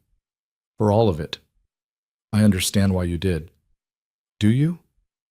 "You were scared. You'd already been hurt so many times. It makes sense that you'd want to protect yourself." "That doesn't make it okay." "No," Mason agreed. "But it makes it human." Elena wrapped her arms around herself, and Mason noticed for the first time how thin she'd gotten, how exhausted she looked. "Have you been eating?" he asked. "Not much. The morning sickness is pretty bad." "Have you eaten today?" "A granola bar this morning." "Elena, that's not enough, especially not—" He stopped. "Come on, I'm making you dinner." "Mason, you don't have to." "I know, I want to. Come on." He led her across the hall to his apartment, sat her down at the kitchen table, and started pulling out leftovers from the fridge. Lila appeared in her pajamas, and Mason shooed her back to bed with a promise he'd be there in 10 minutes. He heated up soup and made toast, setting both in front of Elena with a glass of water. She picked at it at first, then started eating with more enthusiasm, like her body had suddenly remembered it was starving. "Thank you," she said between bites. "You're welcome. I mean for everything, for not giving up on me, for the emails, for taking my call today, for—" Her voice caught. "For wanting me to come back." Mason sat down across from her. "Did you really think I wouldn't? I didn't know what to think. I was so sure you'd hate me for running, for keeping this from you." "I don't hate you, Elena. I could never hate you." "Why not? I've done nothing but complicate your life." "You've done a lot more than that." Mason reached across the table and took her hand. "You've made it bigger, warmer, more full. And yeah, it's complicated, but the best things usually are." Elena's eyes filled with tears. "I don't deserve you." "That's not how this works." "How does it work then?" Mason squeezed her hand. "We figure it out together, day by day, one step at a time, just like we said at the beginning." "I'm scared," Elena whispered. "I know, me too." "What if I miscarry? What if something goes wrong?" "Then we deal with it together." "What if I'm a terrible mother?" "You won't be." "You don't know that." "Yes, I do, because you already love this baby. I can see it in your eyes when you talk about it. That's all you need to start with." Elena broke down then, covering her face with her free hand, and Mason moved around the table to hold her. She clung to him and cried, releasing weeks of fear and loneliness and desperate hope, and Mason held her through all of it. When she finally quieted, he said softly, "Stay here tonight." Elena pulled back. "What?" "Not like that." But you're exhausted, and your apartment's been empty for weeks, and you shouldn't be alone. Take the couch, or Lila's room. She can sleep with me. Just stay. Elena looked at him for a long moment, searching his face. Then she nodded. Okay. Mason got her blankets and a pillow, setting her up on the couch. He checked on Lila, who'd fallen asleep waiting for him, and tucked her in. When he came back out, Elena was curled up under the blanket, her eyes already heavy. Mason? She said as he turned off the living room light. Yeah? Thank you for not giving up on me. I told you, I don't break promises. No, thank you for not giving up on us, on the possibility of us. Mason's heart stuttered. Get some sleep, Elena. We'll talk more tomorrow. Okay. Good night. Good night. Mason went to his room and lay down, but sleep wouldn't come. His mind spun with everything that had happened, everything that was still to come. Elena was back. She was pregnant. She'd said she loved him, or as good as said it, and he'd realized somewhere in the chaos of the last few hours that he felt the same way. Somewhere between that first desperate knock on his door and tonight, Elena Hart had worked her way into his life so completely that he couldn't imagine it without her anymore. And tomorrow, they'd start figuring out what that meant. Mason woke to the smell of coffee and the sound of quiet voices in his kitchen. He pulled on a shirt and padded down the hallway to find Lila and Elena at the table, heads bent together over a coloring book. Elena looked better than she had last night, still pale, still exhausted, but there was color in her cheeks and something softer in her expression. Morning, Mason said. Both looked up. Lila grinned. Elena's teaching me how to draw butterflies, real ones, not cartoon ones. I see that. Mason moved to the coffee pot and poured himself a cup, then glanced at Elena. How are you feeling? Better. The nausea comes in waves, but right now I'm okay. Good. They fell into an easy rhythm over the next few days. Elena officially moved back into her apartment but spent most of her time across the hall. She'd show up for breakfast, help Lila get ready for school, and then retreat to rest while Mason went to work. In the evenings, they'd have dinner together, the three of them, and it felt startlingly natural, like they'd been doing this for years instead of weeks. But underneath the domesticity, there were conversations they hadn't had yet, questions that hung in the air, unspoken but pressing. A week after Elena's return, after Lila had gone to bed, Mason finally brought it up. They were sitting on his couch, Elena curled in one corner with her feet tucked under her, Mason at the other end. The TV was on, but neither of them was watching it. We need to talk, Mason said, about what happens next. Elena's hand moved unconsciously to her stomach, which was just starting to show the slightest curve. I know. I meant what I said on the phone. I want to be involved, not just financially or occasionally, really involved. I want that too. But I need to understand what that looks like to you. Because we never talked about this. About what would happen if it actually worked. Elena was quiet for a moment, staring at her hands. I didn't let myself think that far ahead. Every other time I've been pregnant, I miscarried before 12 weeks. I couldn't imagine getting past that point, let alone actually having a baby to bring home. And now? Now I'm 10 weeks and terrified every single day that I'm going to lose this, that I'm going to wake up bleeding and it'll all be over. Have you had any complications? Any signs that something's wrong? No? The doctor in Portland said everything looked perfect. Strong heartbeat, good growth, all my levels where they should be, but that doesn't mean... She stopped, swallowing hard. It doesn't mean it'll stay that way. Mason moved closer, taking her hand. You can't live in fear of what might happen. You'll drive yourself crazy. I know, but I don't know how to stop. By taking it one day at a time, one appointment at a time, one milestone at a time. Elena nodded, but Mason could see the fear still shadowed in her eyes. When's your next appointment? He asked. Thursday. The first one back in Seattle. I need to transfer my care from Portland to here. Can I come with you? Elena looked at him, surprise flickering across her face. You want to? Of course I want to. This is my kid too. Something shifted in Elena's expression, softening. Okay, yes, I'd like that. Thursday came and Mason took the morning off work.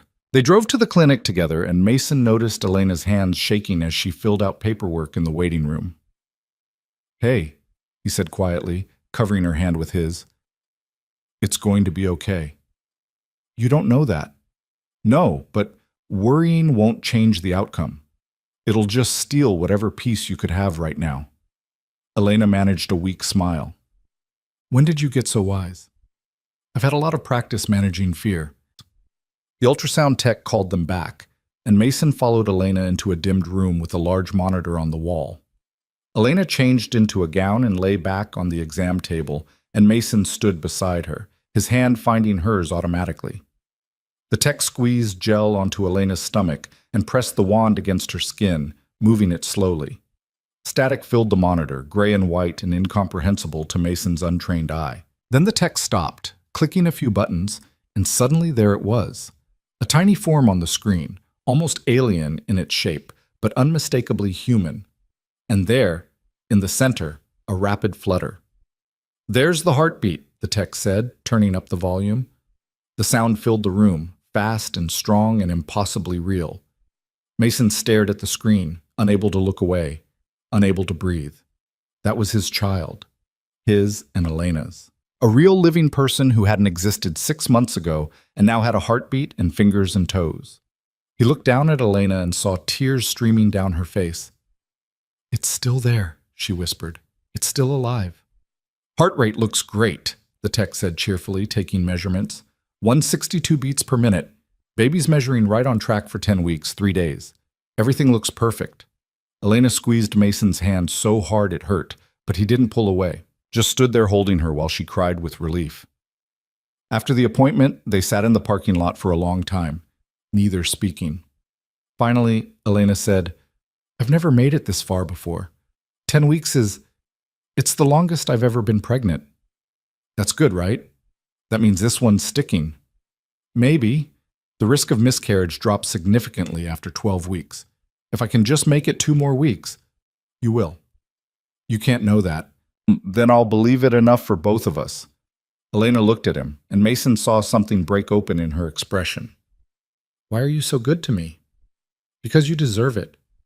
I ran away. I kept this from you. I've done everything wrong. You've done what you needed to survive. There's nothing wrong with that. Elena reached out and cupped his face with her hand, her thumb brushing his cheekbone. I meant what I said on the phone. I do have feelings for you, real ones. The kind I've been trying to talk myself out of for weeks because they terrify me. Mason's heart hammered. Why do they terrify you? Because I don't know how to do this. I've spent my entire adult life alone, Mason. I don't know how to be part of something, how to let someone in, how to trust that they'll stay. I'm not going anywhere. You don't know that either. Yes, I do. Because I've been where you are. I know what it's like to build walls so high you convince yourself you don't need anyone. But those walls don't keep you safe, Elena. They just keep you lonely. What if I disappoint you? What if I'm not? She stopped, struggling for words. What if I'm not enough? Mason leaned forward until their foreheads touched. You're already enough. You've always been enough. Elena closed her eyes, breathing him in. I want to believe that. Then start. They stayed like that for a long moment, suspended in the quiet intimacy of two people learning to trust each other with the fragile, broken pieces they usually kept hidden. Then Elena pulled back and said, There's something else we need to talk about custody and co-parenting and how this is actually going to work. Mason nodded. Okay. I know we said no lawyers at the beginning, but we should probably have some kind of agreement, something in writing, about where the baby lives, how much time you get, child support. I don't want child support. Mason, I mean it. I don't need your money. I make enough to support myself and Lila. If I'm going to do this, I'm doing it because I want to be a father to this kid, not because I need financial compensation. That's not fair to you. Let me decide what's fair to me. Elena looked at him for a long moment. What do you want then, in terms of custody? Mason thought about it. I want to be there. For everything.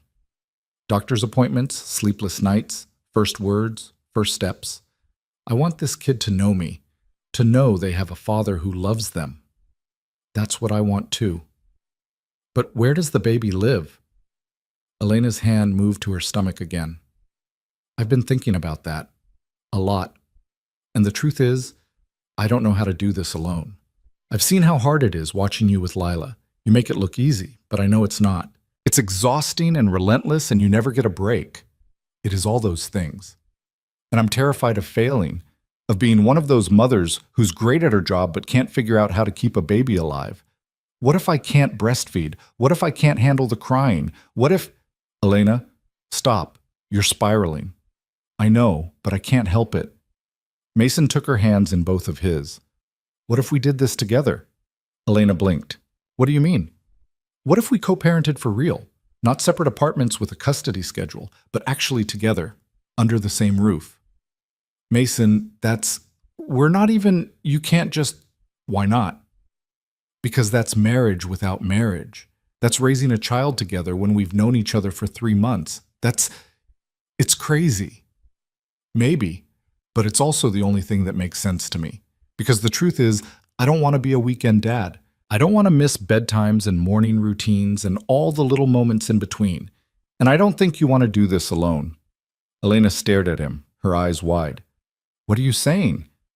I'm saying move in with me, you and the baby. We'll figure out the details as we go, but we'll do it together. That's insane, is it? We already spend every day together. You're already part of Lila's life. This just makes it official. But we're not in a relationship. Not really. Mason smiled. Aren't we? Elena opened her mouth, then closed it, opened it again. I don't know what we are. Then let's find out. No pressure, no expectations, just let's see what this could be. And if it doesn't work, then we figure that out too. But at least we tried. Elena looked down at their joined hands, then back up at his face. Mason saw the war happening behind her eyes, fear fighting hope, self-protection battling trust. Finally, she whispered, Okay. Okay? Okay. Yes. I'll move in. We'll try this. Mason felt something enormous and terrifying and wonderful expand in his chest. Yeah? Yeah, eh? Elena laughed, a slightly hysterical sound. I can't believe I'm agreeing to this. Neither can I, honestly. We're completely insane. Probably. This is going to be a disaster. Maybe. Or maybe it'll be the best decision we ever made. Elena leaned forward and kissed him. It was soft and tentative and tasted like hope and tears, and when she pulled back, her eyes were shining. Let's find out, she said. The next few weeks were a blur of logistics and adjustments. Elena slowly moved her things from her apartment into Mason's, and they navigated the awkwardness of sharing space in new ways. Where things went, who cooked when, how to give each other privacy while also building something together. Lila adapted with the easy flexibility of childhood, thrilled to have Elena around full-time. She helped Elena unpack, chattering endlessly about where things should go and what the baby would need. We should paint the nursery yellow, Lila announced one evening. That works for boys or girls. We don't even know what we're having yet, Elena said, smiling. Can you find out? Elena looked at Mason. They talked about this. Do you want to know? She asked him.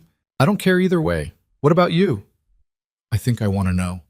I want to be able to picture them, plan for them. Then we'll find out. The anatomy scan was scheduled for 18 weeks. Mason and Elena went together, and this time Lila came too, bouncing with excitement in the waiting room. The ultrasound took longer this time, the tech measuring everything, checking organs and bones and fluid levels.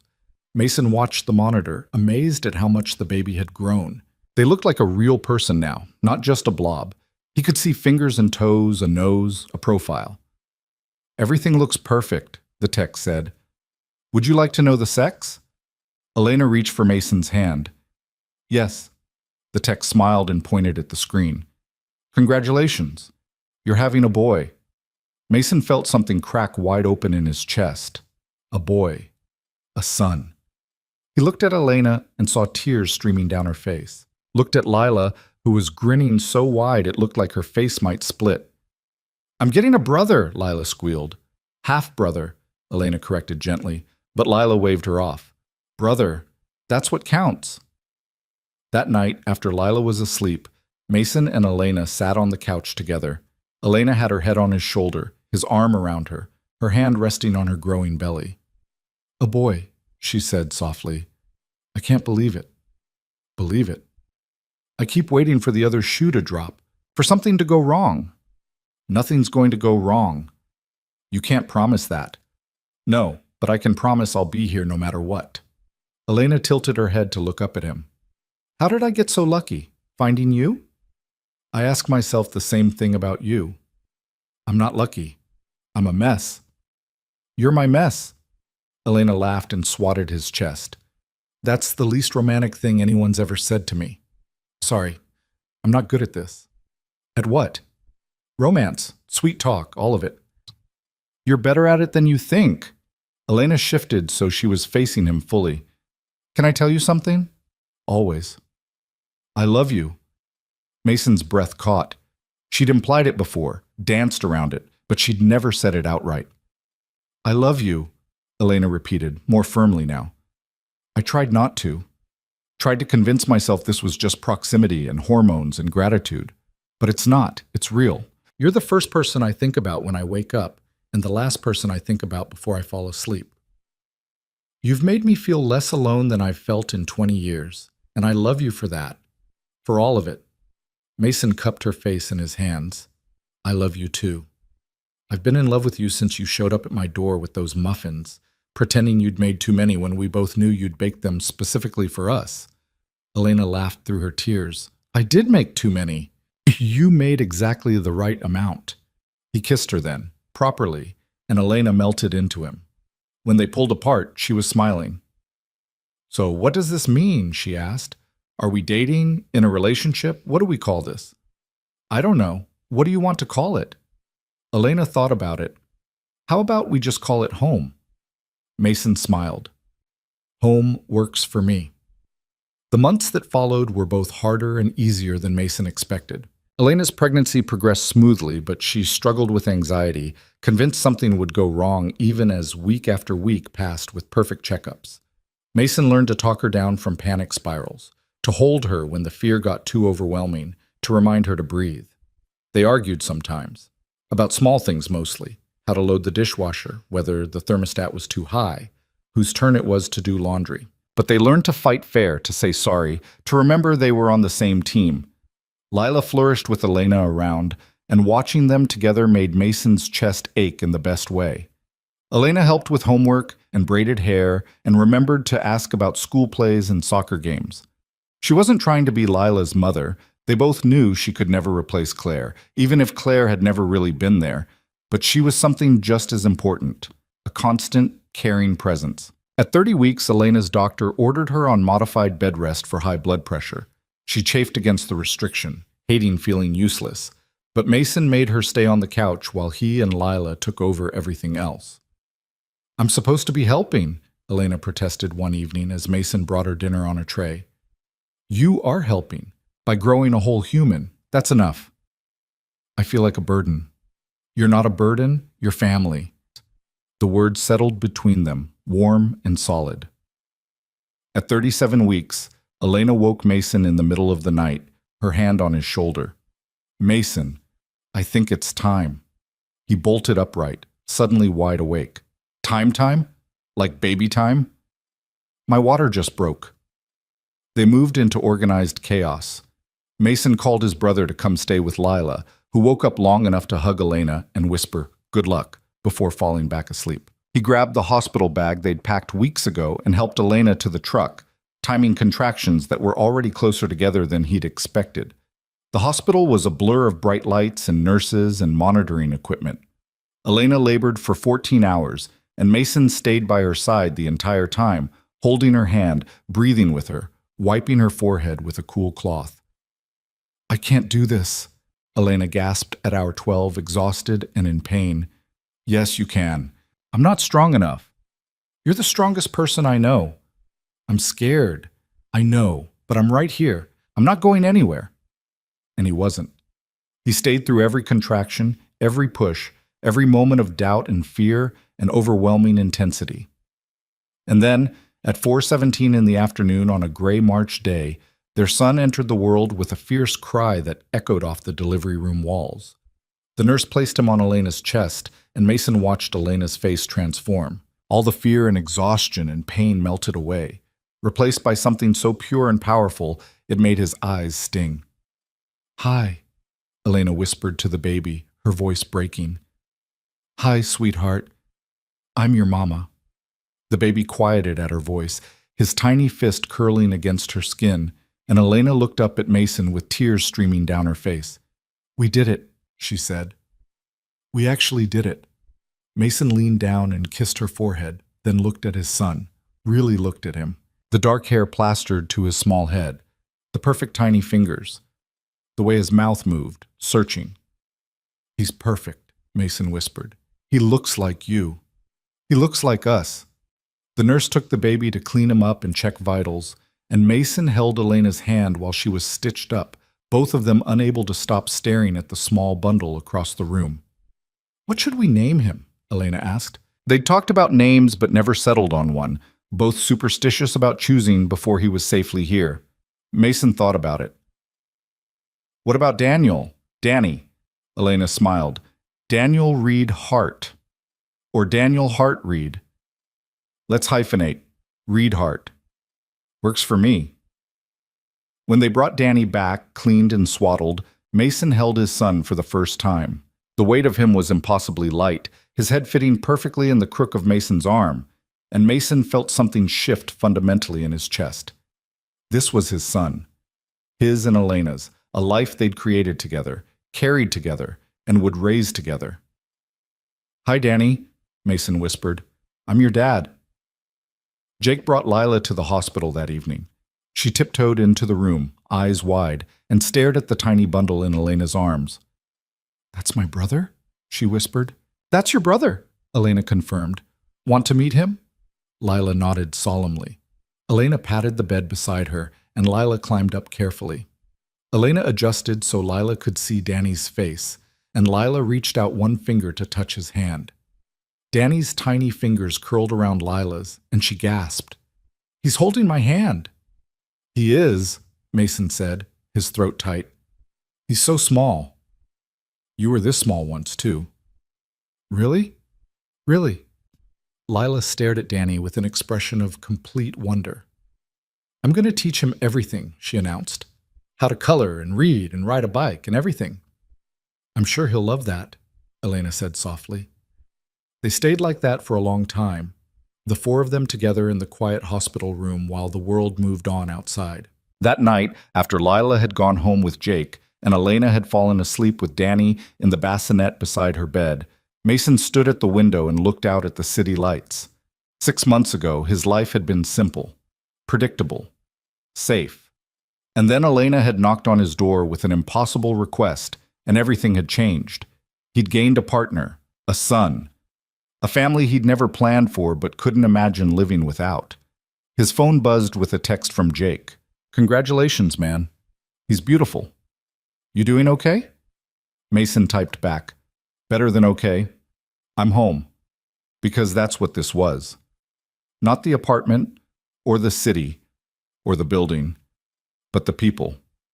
Elena and Danny and Lila. They were his home. 2 days later, they brought Danny home to the apartment that now belonged to all of them. Elena was exhausted but glowing, cradling Danny against her chest while Mason carried in the car seat and hospital bags. Lila had made a banner that said, "Welcome home, Danny," and hung it in the living room, along with a drawing she'd made of their family, her and Mason and Elena, and a small bundle labeled "Baby." "You made us a family," Lila explained, pointing at the drawing. Elena's eyes filled with tears. "It's perfect." That first week was chaos, sleepless nights and endless feedings and the steep learning curve of caring for a newborn. But they figured it out together, taking shifts, supporting each other, learning Danny's cries and rhythms and needs. Mason watched Elena with Danny and saw her bloom into motherhood in a way he knew she doubted she ever would. She was gentle and patient and fiercely protective, and every time she looked at their son, Mason fell more in love with her. One night when Danny was 2 weeks old, Mason found Elena sitting in the nursery at 3 a.m, rocking their son and crying quietly. "Hey," he said softly. "What's wrong? Is Danny okay?" "He's fine. Perfect. That's why I'm crying. Mason sat down on the floor beside the rocking chair. I don't understand. I spent so many years convinced this would never happen, that I'd never get to hold my baby, never get to do any of this.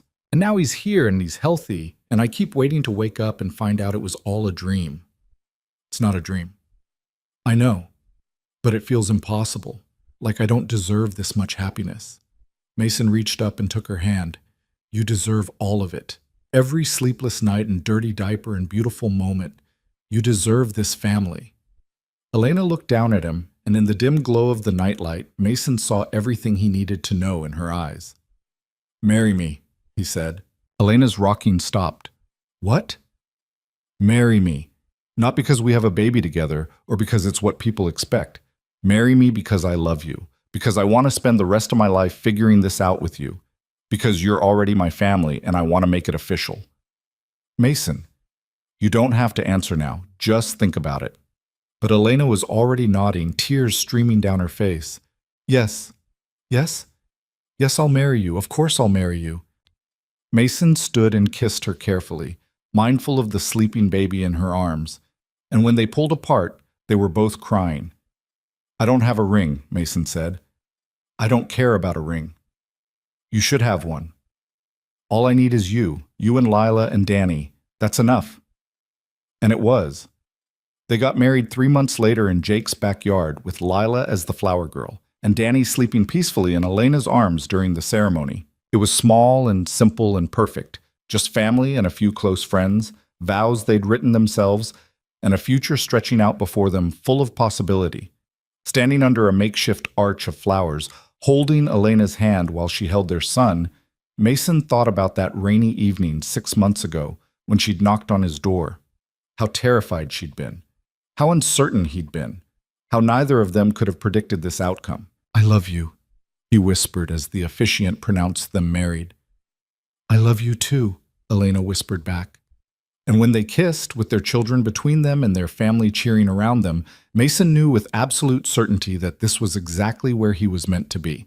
Not because it was easy or expected or even logical, but because it was real. Because it was theirs. Because 4 strangers had become a family. And in the end, that was the only miracle that mattered.